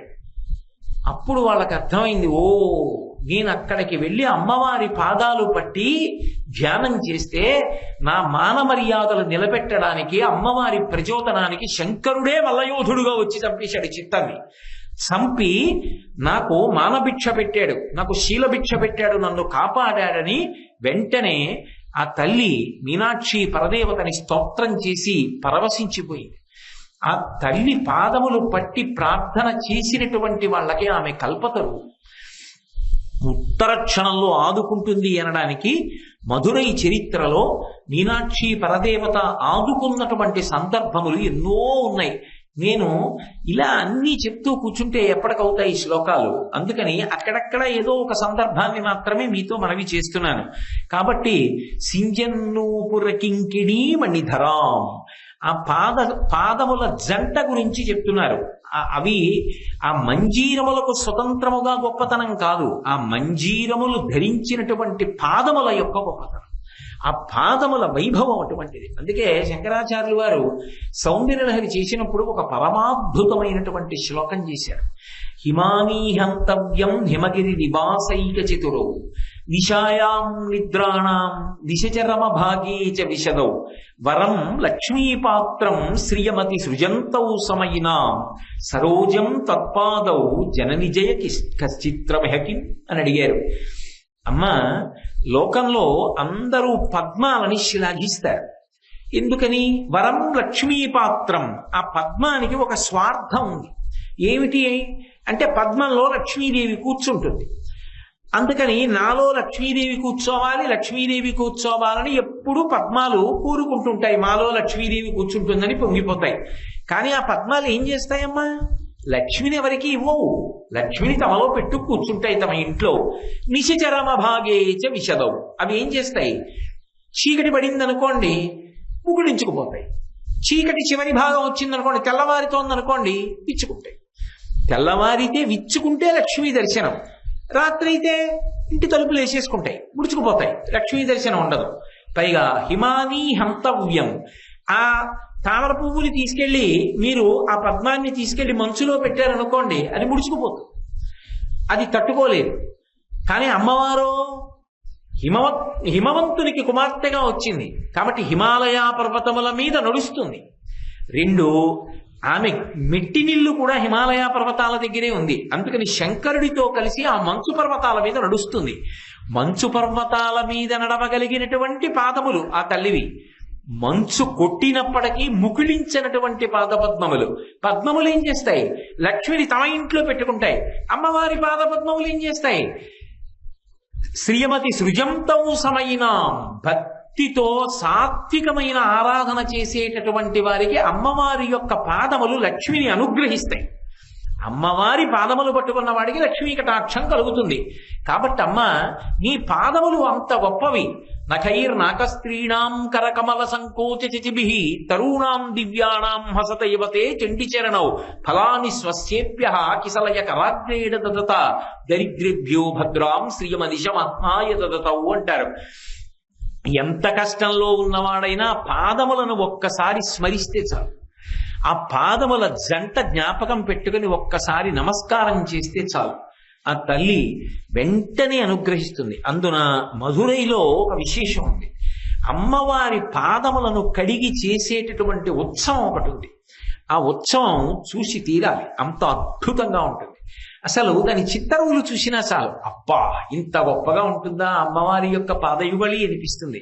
కాబట్టి శంకరులు సింజన్నూపురకింకిణీ మణిధరాం అంటూ ఆ తల్లి ఎంత గొప్పది అంటే పద్మప్రభా భాసురాం అంటున్నారు.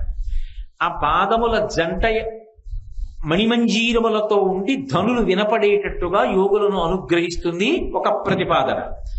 ఇప్పుడేం మాట్లాడుతున్నారు? పద్మప్రభా భాసురాం. ఆమె శరీరం అంతా కూడా పైనుంచి కింద వరకు కూడా ఆమె పద్మముల యొక్క కాంతి ఎలా ఉంటుందో అటువంటి కాంతిని పొంది ఉంటుంది. భా అంటే కాంతి, పద్మప్రభా భాసురాం అంటే పద్మముల యొక్క కాంతి ఎలా ఉంటుందో అమ్మవారి యొక్క శరీరమునకు ఉండేటటువంటి కాంతి అలా ఉంటుంది. అయితే ఇక్కడ మీరు ఒక్క విషయాన్ని గమనించాలి. కాంతి ఒక్కటే ఉండడం ఒకెత్తు, కాంతితో సువాసన కూడా ఉండడం ఒకెత్తు. ఒక్క కాంతి ఉందనుకోండి, అది మనసుని రంజింపచేస్తుందని చెప్పలేదు. రెండు, సువాసన ఉందనుకోండి, కంటిని రంజింపచేస్తుందని చెప్పలేరు. కంటికి నాయక అని పేరు. కన్ను ముందు వెడుతుంది, కన్ను సేద తీరాలి. అమ్మవారి దర్శనం చేసినప్పుడు కళ్ళు సేద తీరుతాయి. ఎందుకు తీరుతాయో తెలుసా? శంకరాచార్యుల వారు సౌందర్యలహరిలో చెప్పారు రహస్యం. దృశాద్రాఘీయస్యాదరదళిత నీలోత్పల రుచా అంటారు. అక్కడ కూడా రుచా అన్న మాట వాడారు. అది దరదళిత అన్న మాటకు అర్థం ఏంటంటే బాగా విచ్చుకున్నది కాదు, బాగా ముడుచుకున్నది కాదు. విచ్చుకోకుండా ఆవుల మెడలో మువ్వలు కడతారు చూడండి. ఆ మువ్వకి మధ్యలో ఇలా చిన్నది కోసినట్టు ఉంటుంది, అందులో రేగు గింజ ఉంటుంది. ఇలా చూస్తే గింజ కనపడుతుంది, అలాగని గింజ బయటకు వస్తుందా? బయటికి రాదు. కనపడకుండా అందులోంచి రేగి గింజ కనపడేటటువంటి ఆవు మెడలో కట్టపడినటువంటి మువ్వ ఎలా ఉంటుందో అమ్మవారి కనురెప్పలు రెండు తెరుచుకోకుండా అలా ఉంటాయి. అవి ఎలా ఉంటాయిట? నీలోత్పల రుచ, నీలంగా ఉండేటటువంటి అని కాదు. సంస్కృతంలో నీలం అంటే నల్లని అని. నల్ల కలువ ఎలా ఉంటుందో అలా ఉంటాయి ఆవిడ కళ్ళు. ఎందుకు ఆ మాట అంటాం శంకరాచార్యుల వారు అంటే, నల్ల కలువకు కానీ తెల్ల కలువకు కానీ ఎర్ర కలువకి కానీ ఒక లక్షణం ఉంటుంది. అందులో ఉండేటటువంటి కాంతి వేడితో ఉండదు, చల్లతనంతో ఉంటుంది. సాధారణంగా ఎక్కడైనా కాంతి ఉందనుకోండి, ఆ కాంతిలో వేడి ఉంటుంది. ఇన్ని దీపాలు పెట్టారనుకోండి, మీకు బాగుంటుందేమో కానీ ఒక గంటో గంటన్నరో అయ్యేటప్పటికీ ఎంత వేడి పడుతుందో శరీరం మీద, అంత వేడి పడుతుంది. అంత వెలుతురు చూస్తే చాలా తొందరగా కంటి యొక్క చూడగలిగినటువంటి శక్తి క్షీణిస్తుంది. అంత వెలుతురుని చూస్తూ ఉంటే ఆ కాంతి యందు వేడి కూడా ఉంటుంది. కాంతిని వేడిని వేరు చేయడం కుదరదు. కానీ అమ్మవారి శరీరపు కాంతికి ఉండే లక్షణం ఏమిటంటే ఆ కాంతితో పాటు చల్లతనం ఉంటుంది. అది ఎక్కడుంటుందంటే ఒక్క పద్మమునందు ఉంటుంది. అది మీరు బాగా అనుభవించాలంటే ఎప్పుడైనా ఎక్కడైనా మీకు నల్ల కలువ దొరికితే ఆ నల్ల కలువలో ఒకసారి ముఖం పెట్టండి. ముఖం పెడితే చల్లగా తగులుతుంది. అది మల్లె పువ్వుల్లో పెట్టారనుకోండి, ఒళ్ళు కాలినట్టు. పువ్వులతో పూజ భరించడం ఎంత కష్టమో చూడాలంటే ఓ కేజీ మల్లెపూలు తెచ్చి పాదాల మీద పోసుకుంటే తెలుస్తుంది. బొబ్బలు ఎక్కుతాయి ఒక్కొక్కసారి. అంత వేడి మంటలు వస్తాయి మల్లెపూలలో కాళ్ళు పెడితే. అంతవరకు ఎందుకు కాళ్ళమాట దేవుడు ఎరుగు. మల్లెపూలలో చేయి పెట్టి ఉంచండి కాసేపు, మీరు ఉంచలేరు. వేడెక్కిపోయి చెయ్యి మండుతోందని తీసేస్తారు. మిగిలిన పువ్వుల యొక్క కాంతి యందు మీకు తెలియకుండానే వేడి ఉంటుంది.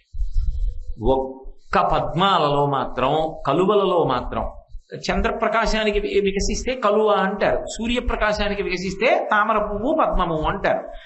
ఈ రెండిటి యొక్క కాంతిలో మాత్రం చల్లతనం ఉంటుంది. అందుకే నల్ల కలువ ఎందుకు చెప్తారంటే నల్ల కలువ కంటికి కూడా హాయినిస్తుంది. అందుకే కదా రాత్రిళ్ళు కొంచెం దీపం, నీలంగా ఉన్న కాంతితో ఉన్న దీపం వేసుకుంటారు. అందులో ఇలా తల పెట్టారనుకోండి, దాని దుద్దు చుట్టూ నీటి బిందువులు ఉంటాయి. ఏ రంగుతో రేకు ఉందో తద్భిన్నమైన రంగు రేకు మొదట్లో ఉంటుంది. మీరు ఎర్రటి పద్మాన్ని తీసుకొచ్చారనుకోండి, ఆ రేకుల మొదళ్ళు తెల్లగా ఉంటాయి. తెల్లటి పద్మాన్ని తెచ్చారనుకోండి, కొద్ది గులాబీ వర్ణం ఉంటుంది. ఆ దుద్దు దగ్గర నీటి బిందువులు ఉంటాయి. అందులో ముఖం పెట్టారనుకోండి, చల్లగా ఉంటుంది. ఏదో ఉట్టి చల్లగా ఉందనుకోండి, తడి బట్టేసుకున్నట్టు ఉంటుంది. ఒక గొప్ప సువాసన. అంటే ఇప్పుడు శంకరాచార్యుల వారు ఒకటి చెప్తున్నారు, ఒకటి చెప్పట్లేదు. చెప్పండి మీరు పట్టుకోవాలి. ఎప్పుడు మీరు అనుభవిస్తేనే అందుతుంది, లేకపోతే అందదు. అది శంకరుల యొక్క వైభవం.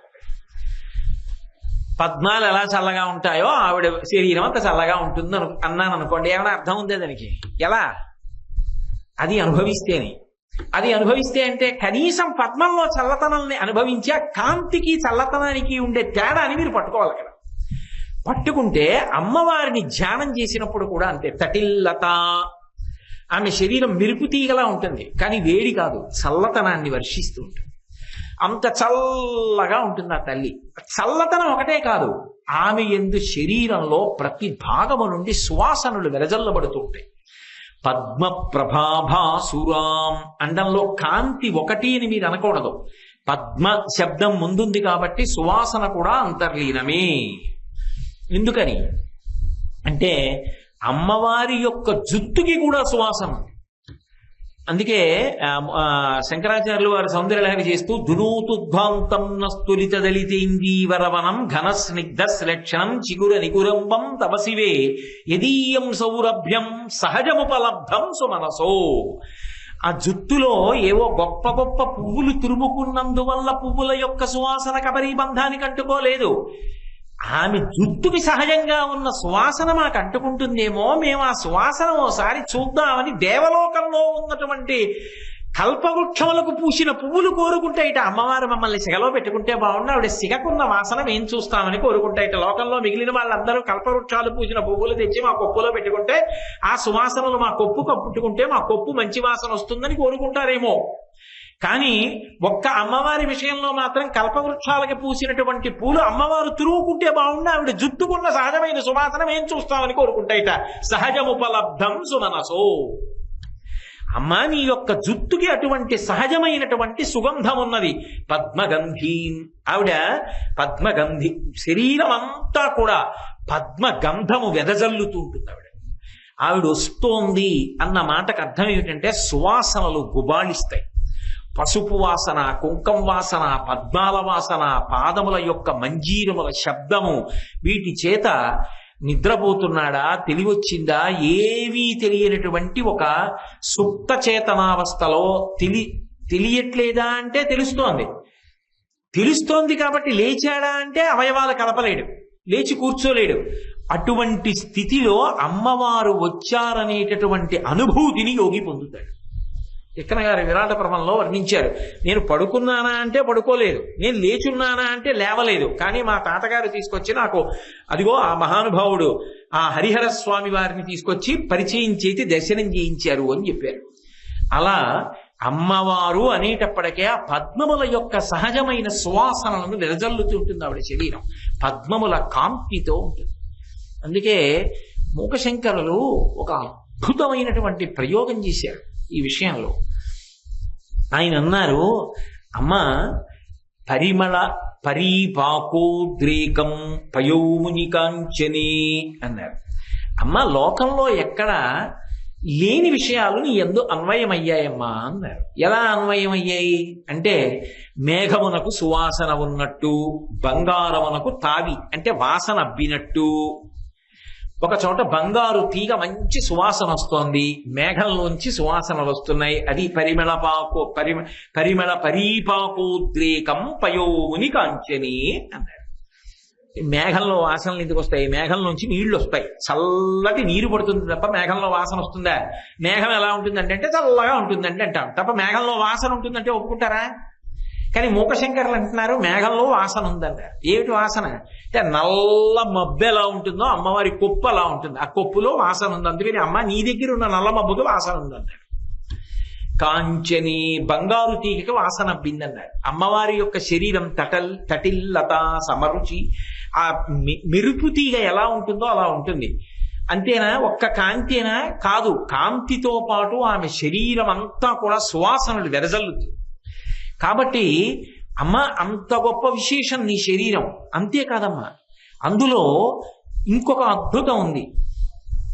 అసలు లోకంలో ఎక్కడా లేనటువంటి రీతిలో నీ యందు శిఖరము రెండుగా భాసిస్తోందమ్మా అన్నారు. శిఖరిని పునః ద్వైదీభావం అన్నారు. ఒక కొండ ఉందనుకోండి, ఆ కొండ సగానికి తెగి రెండుగా కనపడింది అనుకోండి, ఆశ్చర్యం, అదేంటి ఆ కొండ సమానంగా అలా రెండుగా తెగింది అనిపిస్తుందే, అమ్మా నీ యొక్క వక్షోభాగము అలా కనపడుతోంది అని. చాలు, ఇంకంతకన్నా దానికి వర్ణన అక్కర్లేదు. అంత విశేషము నీ యొక్క శరీరమునందు అన్వయమై ఉన్నది. అలాగే అరుణతాపం, చంద్రుడిలో వేడి ఉండదు, సూర్యుడిలో వేడి ఉంటుంది. చంద్రుడిలో వేడి ఉందన్నారు అనుకోండి ఎవరన్నా, అదేంటంటే అర్థం లేదు, చంద్రుడిలో వేడి ఏంటంటే చంద్రుడిలో చల్లతనం ఉంటుందంటారు. కానీ మూకశంకరులు అన్నారు శశిద్యరుణతాపం అన్నారు. చంద్రుడిలో వేడి కనపడుతోందమ్మా, ఆ విచిత్రం నీ శరీరంలో కనపడింది అన్నారు. ఎలా కనపడుతుంది అంటే, శశి అంటే అమ్మవారి యొక్క ముఖం పూర్ణ చంద్రబింబంలా ఉంటుంది. పూర్ణ చంద్రబింబంలా ఉన్న అమ్మవారి ముఖంలో ఎర్రగా మెరిసిపోతున్న బాలసూర్యబింబం వేడి వదులుతూ ఎలా వస్తుందో, ఆవిడ యొక్క పాపట ప్రారంభ స్థానంలో పెట్టుకున్నటువంటి సింధూరం బొట్టు సూర్యబింబం వేడినిస్తే ఎలా ఉంటుందో అలా ఉందమ్మా. అందుకని చంద్రబింబం లాంటి నీ ముఖంలో పాపట ప్రారంభ స్థానంలో పెట్టుకున్న సింధూరం బొట్టు అలా ఉందమ్మా. పోనీ అక్కడతో ఊరుకోలేదు, నీ శరీరమునందు ఇంకొక ఆశ్చర్యకరమైనటువంటి విశేషం ఉంది తల్లి అన్నారు. ఏమిటి అంటావా? అమ్మ అసలు నీరు లేని చోట శంఖం ఉండదు, కానీ నీ శరీరంలో మాత్రం నీరు లేని చోట శంఖం ఉందమ్మా. నీరు లేని చోట శంఖం ఎలా ఉంటుంది అంటే, నంబుకంబో అన్నారు. అమ్మవారి యొక్క కంఠం శంఖంలా ఉంటుంది. శంఖానికి ఇలా గీతలు ఉంటాయి, అమ్మవారి కంఠానికి త్రివళులు ఉంటాయి. అమ్మవారు మాట్లాడితే విజయం, శంఖం ఊస్తే విజయానికి పిలుపు. శంఖం ఎలా ఉంటుందో అమ్మవారి కంఠస్వరం అలా ఉంటుంది. కాబట్టి శంఖం ఎక్కడుండాలి? నీరు ఎక్కడుందో అక్కడ ఉండాలి. రామేశ్వరం వెళ్ళామనుకోండి, రామేశ్వరం సముద్రంలో ఉంటున్న శంఖాలు రాసులుగా పోసి అమ్ముతారు. అంతేకాదు, అయ్యా నా పేరు రాయండి అంటే శంఖం తీసి జాగంటి కోటేశ్వర శర్మ అని రాసి ఇచ్చేస్తుంటారు. రకరకాల శంఖాలు, ఎన్ని శంఖాలు అమ్ముతుంటారో రామేశ్వరంలో. సముద్రం ఉంది కాబట్టి శంఖాలు దొరుకుతాయి. నీళ్లు లేకుండా శంఖాలు ఎక్కడి నుంచి వస్తాయి? నీళ్లు లేని చోట శంఖాలు ఉండవు. కానీ అమ్మ నీ కంఠం ఉంది, అక్కడ నీరెక్కడుంది? నీరు లేదు, కానీ శంఖంలా ఉంది నీ కంఠం. నీరు లేని చోట శంఖం ఉంది. కాబట్టి అమ్మ విచిత్రాలన్నీ నీ శరీరంలోనే ఉన్నాయన్నారు. ఇప్పుడు మరి అవన్నీ దృష్టిలో పెట్టుకునే శంకర భగవత్పాదులు ఇది ప్రతిపాదన చేస్తున్నారంటే, కొంత చెప్పాను కదా, పై శ్లోకం చెప్పాను కదా, ఇది శంకరాచార్యుల వారి భావన. ఇప్పుడు కొంచెం పై స్థాయికి తీసుకెడుతున్నారు సాధకుణ్ణి. ఆమె కదిలిన రూపాన్ని చెప్పారు.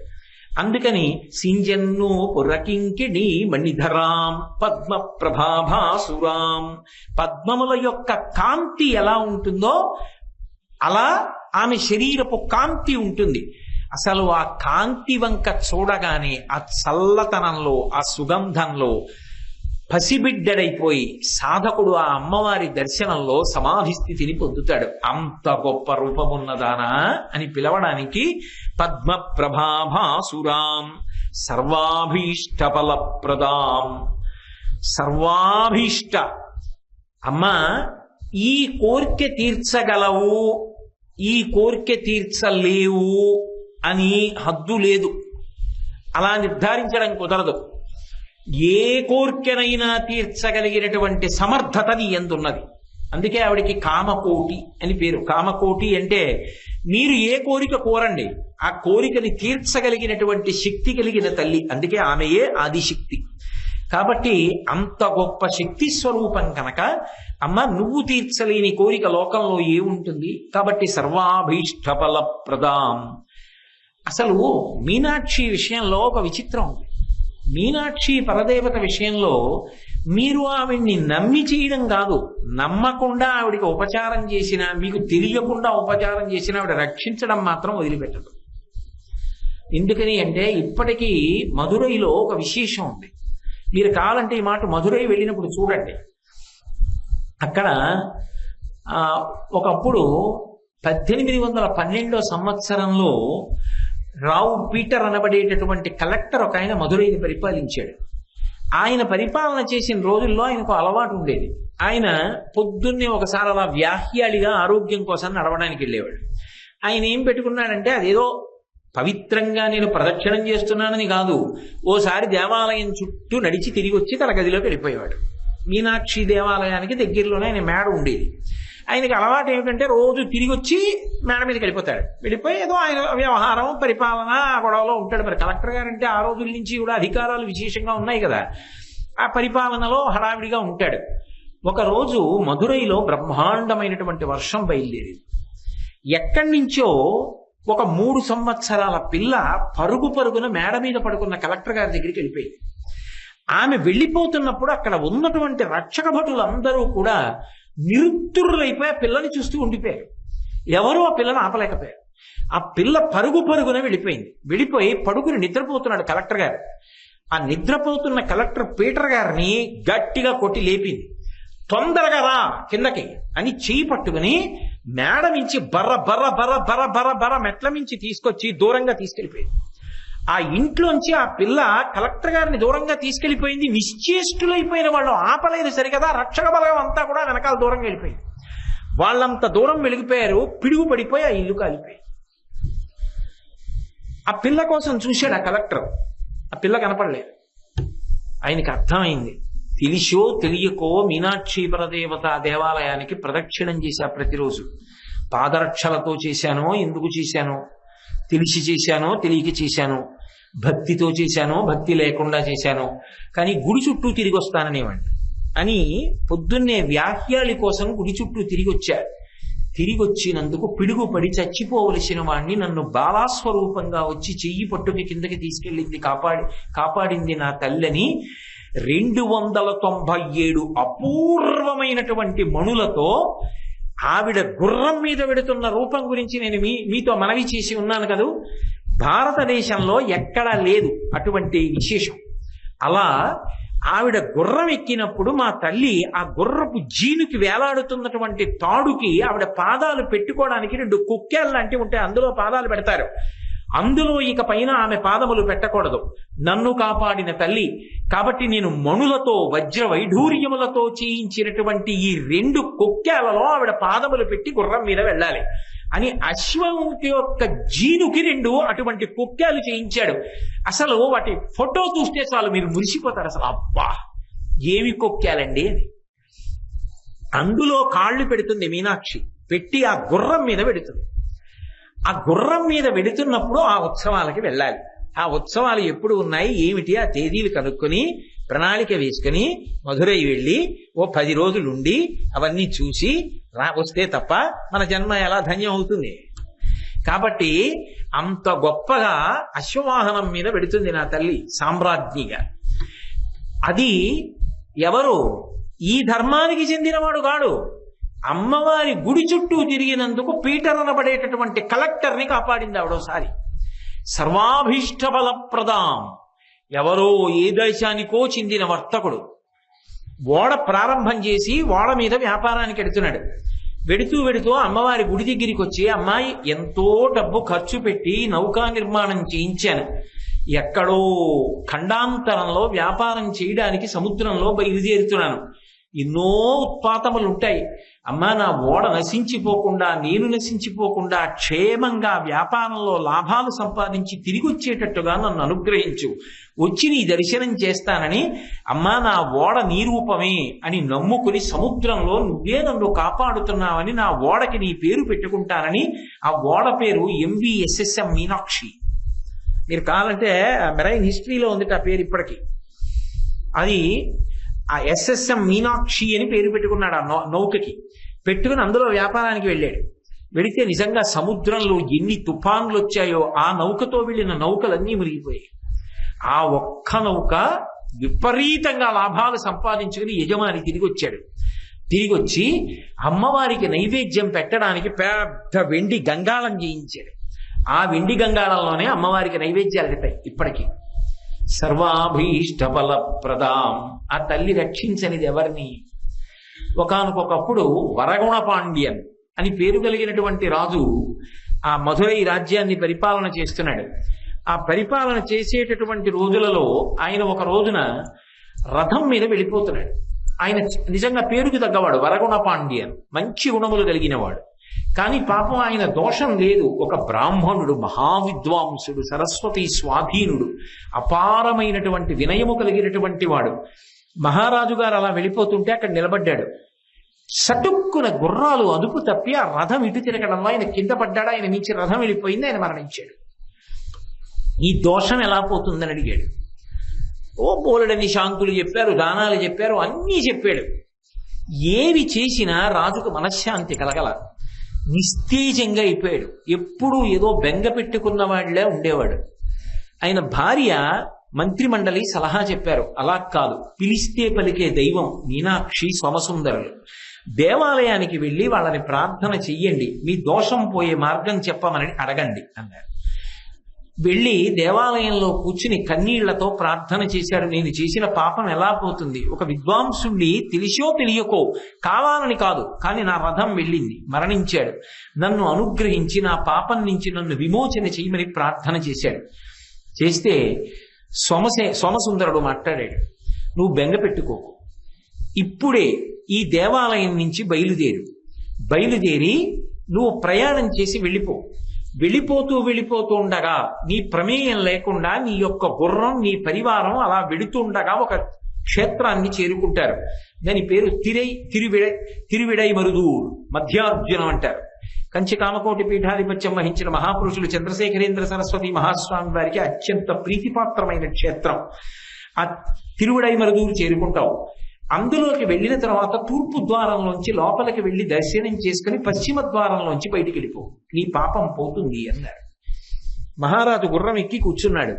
ఈశ్వర శాసనం అది తిరువిడై మరుదూరు వెళ్ళిపోయింది. ఆ మధ్యార్జున వెళ్ళిన తర్వాత రాజు తూర్పు ద్వారం దగ్గర దిగాడు. ఇప్పటికీ ఆ క్షేత్రంలో అదే ఆచారం. నేను దర్శనానికి వెళ్ళినప్పుడు కూడా అదే ఆచారం. వెళ్ళాం కదా మనం. ఆ క్షేత్రం లోపలికి వెడుతున్నప్పుడు ఒక లక్షణం ఉంది. శివపార్షదులు ఏం చేస్తారంటే మనిషిని ఆవహించి ఉన్న పాపములను అక్కడ నిలబెట్టేస్తారు. ఆ లోపలికి వెళ్ళిన తర్వాత అవి కదలడానికి అవకాశం ఇవ్వరు. ఇంకా ఆ వ్యక్తి ఎట్నుంచి వెళ్ళాడో అటు నుంచి బయటికి రాడు. పశ్చిమ ద్వారంలోంచి కానీ ఇతర ద్వారంలోంచి కానీ వెళ్ళిపోతాడు. వెళ్ళిపోతే పాపములు అక్కడే నశించిపోతాయి. అంటే అస్తమానం చేసి అలా వెళ్ళమని కాదు. ఈశ్వరుడు అంత అమాయకుడు కాడు, రానివ్వడు కూడా. మనసు మారాలి. చేసిన పాపం పోగొట్టుకుని సమాజం కోసం బ్రతకడం అలవాటు కావాలని కోరుకోవాలి. అప్పుడు ఈశ్వర అనుగ్రహం కలుగుతుంది. కాబట్టి ఆ తిరువడై మరుదూరు క్షేత్రంలోకి ప్రవేశించాడు మహారాజు. తూర్పు ద్వారంలోంచి లోపలికి వెళ్ళాడు, పశ్చిమ ద్వారంలోంచి బయటికి వెళ్ళాడు, పోయిందంతే. మనకి శ్రీశైలంలో ఎలా తెల్లమద్ది చెట్టు స్థలవృక్షమో ఇప్పటికీ తిరువిడైమరుదూరులో తెల్లమద్ది చెట్టు స్థలవృక్షం. అక్కడ ప్రత్యేకం ఇనప గేటు పెట్టి తాళం వేసి రక్షించుకుంటారు వాళ్ళు. కాబట్టి అంత గొప్పగా ఒకనాడు తను కావాలని చేయకపోయినా దోషం చేసినటువంటి మహారాజుని కాపాడింది ఆ తల్లి. శంకరుడి చేత చేయిస్తుంటుంది ఒక్కొక్కసారి. ఎందుకని అంటే ఆమె పరిపాలకురాలు. ఆమె ఏమంటే ఆ ఉపకారం చేయండి కాస్త వాళ్ళకి అంటే ఆయన వెంటనే ఔదల దాల్చి ఉపకారం చేస్తుంటాడు. ఇంకా విచిత్రం, ఒక్కొక్కసారి మహారాజులకు కూడా ఆశ్చర్యకరమైనటువంటి కష్టాలు వచ్చాయి. ఎందుచేత అంటే ఒకప్పుడు ఆ పాండ్యరాజు మధురైని పరిపాలన చేస్తున్నటువంటి రోజుల్లో ఉత్తర భారతదేశం నుంచి యమనాథన్ అని పేరు కలిగినటువంటి ఒక గొప్ప సంగీత విద్వాంసుడు వచ్చాడు. ఆయన వచ్చి నేను ఆలాపన చేస్తాను, ఇన్ని రాగాలు పాడతాను అని చెప్పి ఆయన సంగీతాన్ని ఆ మహారాజు ముందు ప్రదర్శించాడు. నిజమే, ఆయనలా పాడగలిగిన వాళ్ళు ఎవరు ఉండరు. మహారాజు చాలా సంతోషించి అపూర్వమైనటువంటి కానుకల చేత సత్కరించాడు. సరస్వతీ కటాక్షం ఉండడం ఒకెత్తు, వినయం ఉండడం ఒకెత్తు. వినయం లేని సరస్వతీ కటాక్షం సమాజమునకు భరింపరానిదైపోతుంది. అందులోంచి వచ్చేటటువంటి అహంకారం పరమ గర్హనీయమవుతుంది. బంగారానికి తావి అబ్బినట్టుగా సరస్వతీ కటాక్షం పక్కన వినయం ఉంటేనే అది భగవంతుని యొక్క అనుగ్రహానికి పాత్రమవుతుంది తప్ప, లేకపోతే అది తనకీ బరువు సమాజానికి బరువు తప్ప అది ఉపయుక్తము కాదు. ఈ మహారాజు ఇచ్చినటువంటి కానుకలు అందుకుని వెళ్ళిపోవలసినటువంటి ఆ యమనాథన్ అనబడేటటువంటి సంగీత విద్వాంసుడు తీసుకుని వెళ్ళలేరు సరికదా. మహారాజుని చిన్నబుచ్చి మాట్లాడాడు. అసలు నా వంటి విద్వాంసుడు మీ రాజ్యంలో ఎక్కడైనా ఒకడు ఉంటే కదా, ఉండి ఎప్పుడైనా సంగీతం వింటే కదా అసలు నా సంగీతానికి ఎంత బహుమతులు ఇవ్వాలనేటటువంటి విషయం నీకు ఎరుకలోకి వచ్చేది. మహారాజు చాలా చిన్నబుచ్చుకున్నాడు. వీడికి సరస్వతీ కటాక్షం ఉంది, కానీ వీడికి వినయం లేదు. కానీ నాకొక్క విషయం తెలుసు, సరస్వతీ కటాక్షం ఉండి ఆ భగవద్భక్తి కూడా కలిగినటువంటి వాడి ముందు ఇలా వదడి మాట్లాడేటటువంటి వాడు నిలబడలేడు. కాలపరీక్షలో ఎవడి కోరుకోకపోయినా కీర్తి వెంటపడుతుంది అంటే ఆ వినయము భక్తి కలిగిన వాడి వెంట పడుతుంది తప్ప, నాకు సరస్వతీ కటాక్షం ఓటి ఉంది నా వెంట జనం పడాలంటే పడరు. పడలేదు కదా అని ఏడిస్తే అదో దోషం తప్ప దాని వలన వచ్చే ఉపయోగము ఉండదు. ఇదే ఆ మహారాజు నిర్ధారించాడు. భక్తి సరస్వతీ కటాక్షము ఉన్నవాడు ఎవరుంటాడో అటువంటి వాడి ముందు కేవల సరస్వతీ కటాక్షం ఒక్కటే ఉన్న వీడు నిలబడడం. అప్పుడు తప్ప వీడికి వినయం రాదు, వీడికి భక్తి రాదు. వీడు నన్ను ధిక్కరించడం మాట అలా ఉంచండి, వీడికి వినయం రావాలి జీవితంలో, లేకపోతే వీడు బాగుపడడు. అందుకని నా దేశంలో ఇంత గొప్ప విద్వాంసుడు కాడు. ఇంత గొప్ప విద్వాంసుడు కాకపోయినా అపారమైనటువంటి భక్తి తత్పరుడైనటువంటి విద్వాంసుడు ఒక ఆయన ఉన్నాడు. కాబట్టి నేను ఆయన్ని పిలుస్తాను అని చెప్పి ఆయనకి కబురు చేశాడు. కబురు చేస్తే ఆయన ముందు భయపడ్డాడు. పాణివట్టరన్ ఆయన పేరు. పాణివట్టరన్ అని పిలువబడేటటువంటి విద్వాంసుణ్ణి పిలిచి, రేపటి రోజున సాయంకాలం నువ్వు ఈయనతో సంగీతంలో పోటీ పడాలన్నాడు. ఆ వచ్చినటువంటి యమనాథం పేరు వినగానే పాపం ఈయనకి కూడా భయం వేసింది. సామాన్యుడు కాడే, అపారమైన విద్వాంసుడు, ముఖాముఖి సంగీతంలో ఈయన్ని నేనేం తట్టుకుంటాను. కానీ ఆయన మహారాజు శాసనం కాదనకూడదు, దేశ గౌరవం. ఆయన ఎవ్వరికీ చెప్పలేదు. తిన్నగా మీనాక్షి పరదేవత దేవాలయంలో వెళ్ళాడు. భారతదేశంలో ఎక్కడా లేని విధంగా ఒక్క మీనాక్షి దేవాలయంలో ఒక విశేషం ఉంది. గోడ మీద ఒక యంత్రం ఉంటుంది, అందులో సంగీతంలో రాగాలకి సంబంధించిన నొటేషన్స్ అన్నీ ఉంటాయి. గురు శిష్యులు ఇద్దరు కింద కూర్చుంటే పైన చూస్తూ నొటేషన్స్ చెప్తూ రాగాలు నేర్పుతారు. అంత గొప్పగా లిఖించారు యంత్రంలోకి. అది ఒక్క మధురైలోనే కనపడుతుంది. మధురై సంగీతానికి పెట్టింది పేరు. ఆ తల్లి సరస్వతీ స్వరూపం, ఆమె ఏమి కాదు కనుక. ఆయన వెళ్ళి మీనాక్షి పరదేవత ముందు, సోమసుందరుడి ముందు నమస్కారం చేసి, అయ్యా నేను ఆయనంత విద్వాంసుణ్ణి కాను, నాకు ఆయన వచ్చినంత చదువు రాదు, మిమ్మల్ని నమ్ముకుని నేను సంగీతం నేర్చుకుని మీ మీద 4 పాటలు పాడుతున్నాను. కానీ ఇవాళ అనుకోని రీతిలో అటువంటి విద్వాంసుడిని ఢీకొట్టవలసి వచ్చింది. నా యొక్క యోగక్షేమములు మీరే చూడాలి. నేను గెలిచి దేశం యొక్క గెలుపుగా మారి దేశం యొక్క వైభవం మీరు నిలబెట్టాలి. యథార్థమునకు నేను ఆయనంత విద్వాంసుణ్ణి కాను, కానీ నన్ను మీరు నిలబెట్టాలని అడిగాడు తప్ప ఆయన అహంకారం గురించి ఆయన మాట్లాడలేదు. అది ఆయన వినయం. వెళ్ళిపోయాడు ఇంటికి. రేపు పొద్దున్న పరీక్ష. ఆ రోజు సాయంకాలం ఈ యమనాథన్ అనబడేటటువంటి విద్వాంసుడు మహారాజు ఇచ్చినటువంటి ఒక విడిది గృహంలో ఉన్నాడు. ఒక కట్టెలు కొట్టుకుని వెళ్ళిపోతున్నటువంటి ఒక సామాన్యమైనటువంటి వ్యక్తి ఆయన ఉన్నటువంటి ఇంటి అరుగు మీద ఆ కట్టెల మోపు దింపి తలపాగా విప్పి దులిపి కాసేపు ప్రశాంతపడడానికి ముఖం తుడుచుకుని చేతులు తుడుచుకుని అరుగు మీద కూర్చుని ఓ రాగం పాడడం మొదలుపెట్టాడు. లోపల ఉన్నటువంటి యమనాథన్ విన్నాడు. అబ్బా, అద్భుతంగా ఉంది ఈ రాగం ఏదో, అసలు ఎప్పుడు వినలేదే, అసలు ఆ కీర్తన ఏమిటి అంత గొప్పగా ఉంది, రాగం ఏమిటి అంత గొప్పగా ఉంది అని బయటికి వచ్చాడు. బయటికి వచ్చి విన్నాడు. ఆయన ఏదో కొద్దిగా పాడి వదిలిపెట్టేశాడు. ఏమయ్యా, నువ్వు పాడిన రాగం ఏమిటి, ఆ కీర్తన ఏమిటి, ఎక్కడిది, నీ గురువు ఎవరు, ఎలా నేర్చుకున్నావు అన్నాడు. ఆయన అన్నాడు, నేను పాణిపట్టరం యొక్క శిష్యుణ్ణి. శిష్యుణ్ణి అని చెప్పడం కన్నా అర్హత పోయిన శిష్యుణ్ణి అని చెప్పడమే ఉచితం. ఎందుకని అంటే ఆయన దగ్గర సంగీతం నేర్చుకుందామని వెళ్ళాను. పాపం మా గురువు గారి తప్పు లేదు. రాత్రింబవళ్ళు కష్టపడి పాఠం చెప్పారు, కానీ నాకు అసలు కంఠం విప్పి పాఠం రాలేదు. ఆయన ప్రయత్నించి ప్రయత్నించి ప్రయత్నించి, ఒరే మిగిలిన శిష్యుల్లా నువ్వు పాడలేకపోతున్నావు, నీ జన్మ పాడడానికి పుట్టలేదురా, కాబట్టి బెంగ పెట్టుకోకు, నీ శరీర పోషణకి వేరు వృత్తి ఎంచుకో అని పంపించేశారు. మా గురువు గారు పాపం నా ఆర్తి చూసి పాట నేర్పాలని కొన్ని నెలలు పరిశ్రమిస్తే నాకు ఇదిగో ఈ పాటి సంగీతం వచ్చింది. మా గురువు గారి దగ్గర నిజంగా శిష్యులు అనిపించుకున్న వాళ్ళు, శిష్యుల్లో ఉద్దండులు అనిపించుకున్న వాళ్ళు, ఆ శిష్యులకు పాఠం చెప్పే మా గురువు గారు వీణ పట్టుకు పాడుతుంటే సరస్వతి పాడుతున్నట్టుంటుంది. నేను పాడితేనే మీకు ఇలా ఉందే అని ఆ కట్టెల మోపు తల మీద పెట్టుకుని వెళ్ళిపోయాడు. లోపల ఉన్న యమనాథన్ ఆలోచించాడు, అసలు పాణిపట్టరం దగ్గర సంగీతం నేర్చుకోవడానికి పనికి రాకుండా పోయి కట్టెలు కొట్టుకుని అమ్ముకుని శరీరాన్ని పోషించుకుంటున్నటువంటి ఒక వ్యక్తి పాడినటువంటి రాగంలోని ఆలాపన ఇలా ఉంటే, ఇంకా శిష్యులతో వచ్చి రేపు పొద్దున్న రాజ్యసభలో కూర్చొని ఆయన పాట పాడితే నా బ్రతుకు ఏమైపోతుంది? నేనేం పాడతాను? అసలు పాడడం కాదు, ఆయన పాట వింటూ అలా ఉండిపోతాను. ఎందుకు వచ్చిన కూడా రేపు తెల్లవారే వరకు ఈ ఊళ్ళో ఉండద్దని మోటా ముల్లే సర్దుకుని ఎవరు గుర్తుపట్టకుండా తలపాకా చుట్టుకుని రాత్రి మధురై విడిచిపెట్టి వెళ్ళిపోయాడు. మరునాడు పొద్దున్న మామూలుగా పాణిపట్టరం సభకి వెళ్ళాడు. కబురు చేయండి, విడిది నుంచి గౌరవంగా తీసుకురండి అన్నారు. ఏడి రాత్రికి రాత్రి మూట సర్ది వెళ్ళిపోయాడు అన్నారు.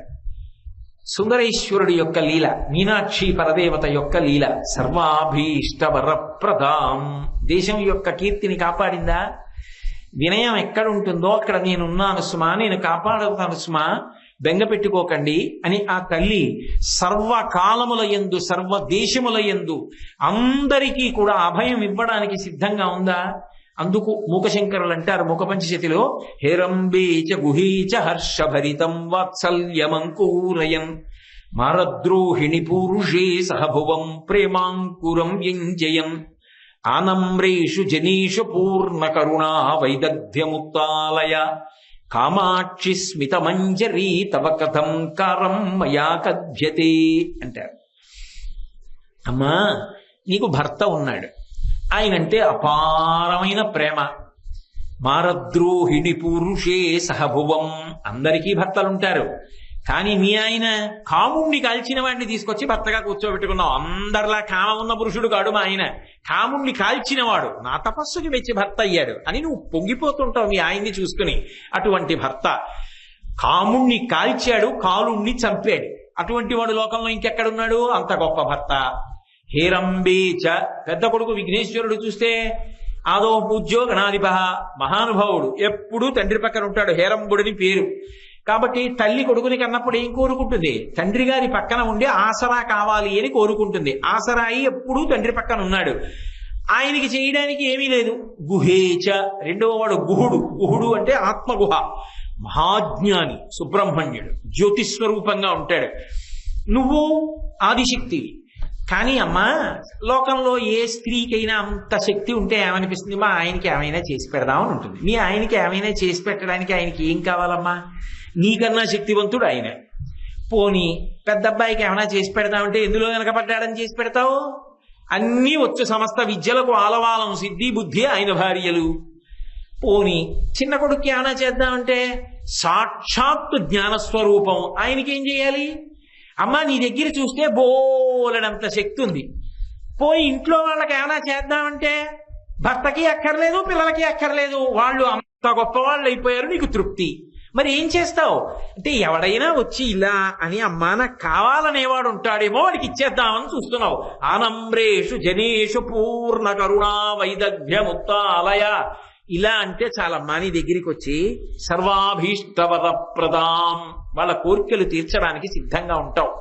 కాబట్టి ఆ అమ్మవారి యొక్క అనుగ్రహం అంత గొప్పగా ఉంటుందని నేను ఏదో అక్కడక్కడ మధురై చరిత్రలోంచి కొన్ని సందర్భాలని మీకు మనవి చేస్తున్నా.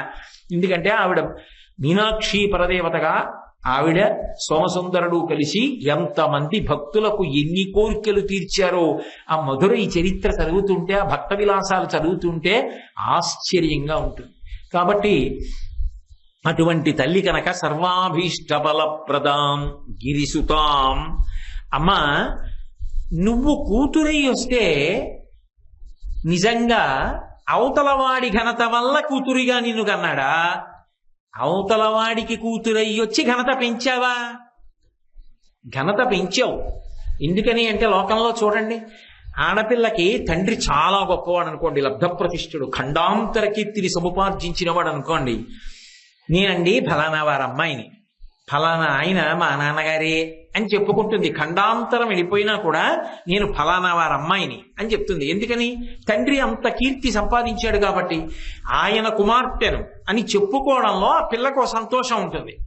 కానీ అమ్మ నువ్వు కూతురుగా వస్తే ఫలానా వారి కూతురునని నువ్వు చెప్పుకోవడం కాదు, ఆవిడ్ని కూతురుగా పొందాడని వాడి జన్మ సార్థక్యం అయిపోయి చరిత్రలో మిగిలిపోతాడు. కాబట్టి గిరిసుతాం, హిమగిరికి కూతురై నువ్వు తండ్రి పేరు చెప్పుకున్నావా? ఆమె నా కూతురై నా జన్మ తరించిందని హిమవంతుడు చెప్పుకున్నాడా? హిమవంతుడు చెప్పుకున్నాడు. నాకు కూతురై వచ్చింది అని హైమవతి అని పేరు పెట్టి నా పేరు ఆ పేరులో కలిసింది, నా కుమార్తె అయింది అని పరవశించిపోయాడు. కాబట్టి గిరులలోనొక్క గిరినైన నా పేరు వెలయ చేసి తిట్లు ఇందువదన, నీకు తండ్రినైతే నాకింత చాలదే, ఇది మహాద్భుతంబు ఇందువదన అంటాడు వీరభద్ర విజయంలో పోతన గారి హిమవంతుడు. ఆ హిమవంతుడు ఆ పార్వతీదేవిని చూసుకుని పొంగిపోయి, అమ్మా నువ్వు నాకు కూతురు అయ్యావు తప్ప నేను నిజంగా నీకు తండ్రిని అవుతానా? సాధ్యమా అమ్మా నిన్ను కూతురుగా పొందడం? అనుగ్రహించావు, నీకు కూతురుగా వస్తాను లేరా అన్నావు. వస్తే ఏమైంది అంటే కరాగ్రీణ స్పృష్టం దుర్హిణగిరినా అని శంకరాచార్యులు వారి సౌందర్యలహరిలో అన్నట్టుగా లోకంలో అందరూ అన్నపూర్ణమ్మ దగ్గరికి వెళ్ళి భిక్షాందేహి కృపావలంబనకరి మాతా అన్నపూర్ణేశ్వరి అంటారమ్మా, అన్నం పెట్టమ్మా అంటారు. ఇప్పుడు హిమవంతుడు తండ్రి అయితే ఏం చేశాడు? ఆవిడ పార్వతీదేవిని తెలుసు, పర్వతరాజపుత్రి అయింది కాబట్టి పార్వతి, ఇప్పుడు ఆయన పేరు ప్రకాశిస్తోంది. ఏం చేశాడు? ఇలా గడ్డం పుచ్చుకొని, అమ్మ నా తల్లి కదూ, నా కన్న కదూ, నా బుజ్జి కదూ, అన్నం తిను, లేకపోతే బొజ్జలో ఆకలేదు, తినమ్మా, అమ్మ మాట వినమ్మా అని బుజ్జగించాడు. అందరూ అన్నం పెట్టమ్మా అని ఆవిడ దగ్గరికి వెడితే అన్నం తినమ్మా అని హిమవంతుడు అన్నాడు. ఎంత అదృష్టవంతుడయ్యాడు హిమవంతుడని మనం అంటున్నామా లేదా? శంకరుడు అంతటి వారు సౌందర్యలహరిలో అమ్మా హిమవంతుడు ఎంత అదృష్టవంతుడమ్మా, నీ గడ్డం పట్టుకుని ఇలా కుడి చేత్తో నిన్ను బతిమాలాడా, ఎంత అదృష్టవంతుడమ్మా. అందరూ అన్నం పెట్టమని అడిగితే ఆయన గడ్డం పట్టుకుని అమ్మా అన్నం తినమ్మా, ఆటలు ఆడడం కాదమ్మా, కాసేపు బజ్జో అమ్మా, మంచి గౌన్ వేసుకోనాన్న, మంచి నగలు పెట్టుకోనాన్న, అందరికీ అన్ని ఇచ్చే తల్లికి హిమవంతుడు చేయించి ఇచ్చాడా? ఏం ఆశ్చర్యం. అంటే ఇప్పుడు శంకరాచార్యులు వారు నువ్వు హిమవంతుడికి కూతురుగా వచ్చావంటున్నారా, నువ్వు కూతురుగా వచ్చి వాళ్ళకి కీర్తి తెచ్చావంటున్నారా? అంటే అమ్మా నువ్వు అనుగ్రహించాలనుకుంటే నీ అనుగ్రహానికి అంతు లేదు. అమ్మా నువ్వు నా కూతురుగా రా అన్న వాళ్ళకి కూతురు అయిపోయి తండ్రికి ఖ్యాతి తెచ్చావు. ఇది నీ అనుగ్రహ విశేషం. ఒకనాడు జనకుడికి కూతురై జానకి అని పేరు పెట్టుకుని జనకుడిని అనుగ్రహించావు. ఒకనాడు ఆకాశరాజుకి కూతురువై పద్మావతి అని పేరు పెట్టుకుని ఆకాశరాజును అనుగ్రహించావు. ఒకరాజు హిమవంతుడికి కూతురై వచ్చి పర్వతరాజపుత్రివై పార్వతి అని పేరు పెట్టుకుని హైమవతి అని పేరు పెట్టుకుని హిమవంతుడిని అనుగ్రహించావు. ఒకనాడు ఏదో ఆ కాత్యాయనుడు అనబడేటటువంటి మహర్షికి కుమార్తెగా వచ్చి కాత్యాయని అని పేరు పెట్టుకుని మహర్షిని అనుగ్రహించావు. ఒకనాడు దక్ష ప్రజాపతికి కుమార్తెగా వచ్చి దాక్షాయణి అని పేరు పెట్టుకుని దక్ష ప్రజాపతిని అనుగ్రహించావు. ఒకరోజు భృగువుని అనుగ్రహించి భార్గవి అని పెట్టుకుని భృగువుని అనుగ్రహించావు. నిజంగా నువ్వే ఇంతమందికి కూతుళ్ళయ్యావు. ఎప్పుడెప్పుడు ఎవరెవరు నిన్ను కూతురుగా రమ్మని అడిగారో వాళ్ళ కోరిక తీర్చడానికి వాళ్ళకి కూతురువై తండ్రి పేరుకి ఖ్యాతి తెచ్చావు. ఇది నీ గొప్పతనం కదమ్మా. లోకంలో తండ్రి నా కూతురు వల్ల నాకు మంచి పేరు రావాలని కోరుకుంటాడు. కానీ నువ్వు తండ్రికి కీర్తిని పుట్టడం వల్లనే ఇచ్చేశావు. ఆమెకి తండ్రి అయ్యాడు అని చెప్పి లోకంలో శాశ్వతమైన కీర్తి పొందారు. కాబట్టి అమ్మా, ఎంత కీర్తిని ఇవ్వగలిగినది అంటే యశస్విని. లోకంలో ఎవరికి ఏ కీర్తి వచ్చినా ఒక వ్యక్తిని చూడగానే ఆయనండి అని ఆ తర్వాత ఏ మాట అన్నా అది ఆవిడ అనుగ్రహం వల్ల వచ్చిన కీర్తి. ఆయన ఎంత బాగా మృదంగం వాయిస్తారో తెలుసా, ఆయన ఎంత బాగా పాట పాడతారో తెలుసా, ఆయన ఎంత బాగా కవిత్వం చెప్తారో తెలుసా, ఆయన ఎంత మంచి అధికారో తెలుసా, ఆయన అని ఏదన్నా ఆయన అది అవడానికి కావలసిన విభూతిని ఆవిడిచ్చి వాడికి కీర్తినిచ్చి వాడు కీర్తివంతుడై అందరి చేత పొగడబడుతుంటే తాను సంతోషిస్తుంటుంది అమ్మాయి. కాబట్టి అమ్మా, నువ్వు మహాతల్లి ఎంత గొప్పదానివి అంటే గిరిసుతాం వాణీరమా సేవితాం భక్తాభీష్ట ఫలప్రదాం గిరిసుతాం వాణీ రమా సేవితాం. ఆ తల్లి ఎప్పుడూ కూడా వాణి రమ ఇద్దరి చేత సేవింపబడుతూ ఉంటుంది.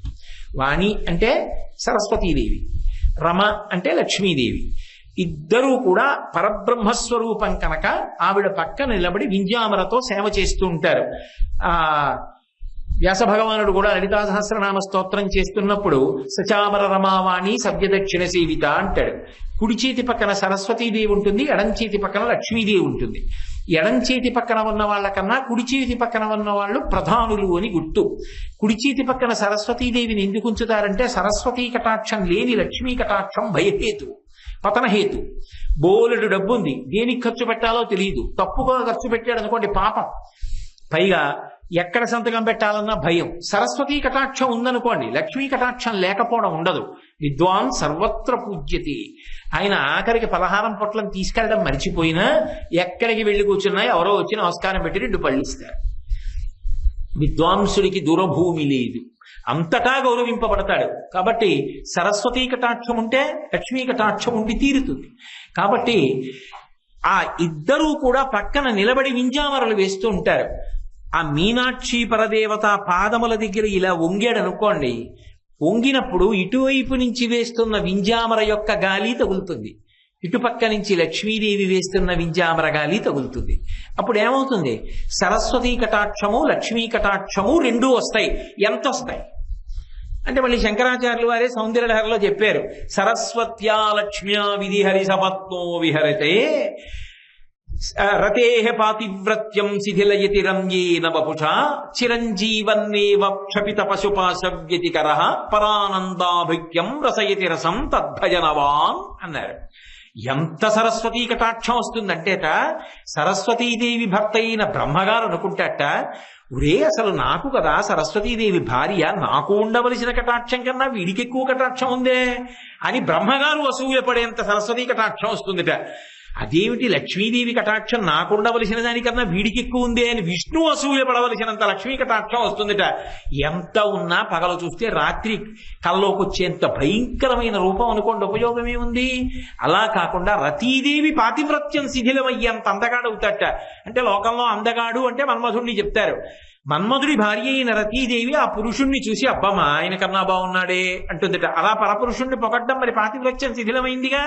అందుకని రతేహ పాతివ్రత్యం శిథిలయతి రమ్యేన వపుషా, అంత అందం వచ్చి చిరంజీవన్నేవ చాలా కాలం దీర్ఘాయుష్మంతుడై కొడుకులు మనవలు మునిమనవల్ని చూసి క్షపిత పశుపాశం వ్యతికరః, అజ్ఞానం పోయి జ్ఞానం కలిగి నేను కేవలము జీవుడను కాను నేనే బ్రహ్మము అని తెలుసుకుని జీవబ్రహ్మైక్య స్థితిని పొంది ఆ జ్ఞానము వలన ఇక్కడే మోక్షాన్ని పొంది చిట్ట చివర శరీరం పడిపోయిన తరువాత వచ్చేటటువంటి మోక్షం విదేహ మోక్షం అంటారు. ఇక్కడ ఉండగానే ఆ జ్ఞానము చేత నేను శరీరము కాదు ఆత్మ అనేటటువంటి అద్వైతానుభూతిని పొందడం అనేటటువంటిది ఎందువల్ల వస్తుంది అంటే అమ్మా త్వద్భజనవాన్, నీ యొక్క అనుగ్రహాన్ని ఎవడు పొందుతున్నాడో వాడు వాణీ రమా సేవితాం సరస్వతీదేవి లక్ష్మీదేవుల చేత సేవింపబడేటటువంటి నీ యొక్క అనుగ్రహాన్ని పొందుతున్నాడు. కాబట్టి వాళ్ళ అనుగ్రహాన్ని కూడా పొంది ఈ లోకంలో ఎన్ని పొందాలో అన్ని పొంది చిట్ట చివర మోక్షాన్ని కూడా పొందుతున్నాడు. పునరావృత్తి రహిత శాశ్వత శివ సాయుధ్య స్థితిని పొందగలుగుతున్నాడు. ఇన్ని ఇవ్వగలిగినటువంటి క్రియాశక్తి స్వరూపానివి అమ్మా మీనాక్షి, నీది పరమాద్భుతమైనటువంటి స్వరూపమని శంకర భగవత్పాదులు ఈ శ్లోకం ద్వారా కీర్తించి ఆ అమ్మవారిని పరమ భక్తితో చూడగానే మురిసిపొమ్మని మనకందరికీ అందించినటువంటి వేరొక రత్నం. ఒక్కసారి ఇవాళ పూర్తి చేసిన శ్లోకాన్ని మళ్ళీ అందాం.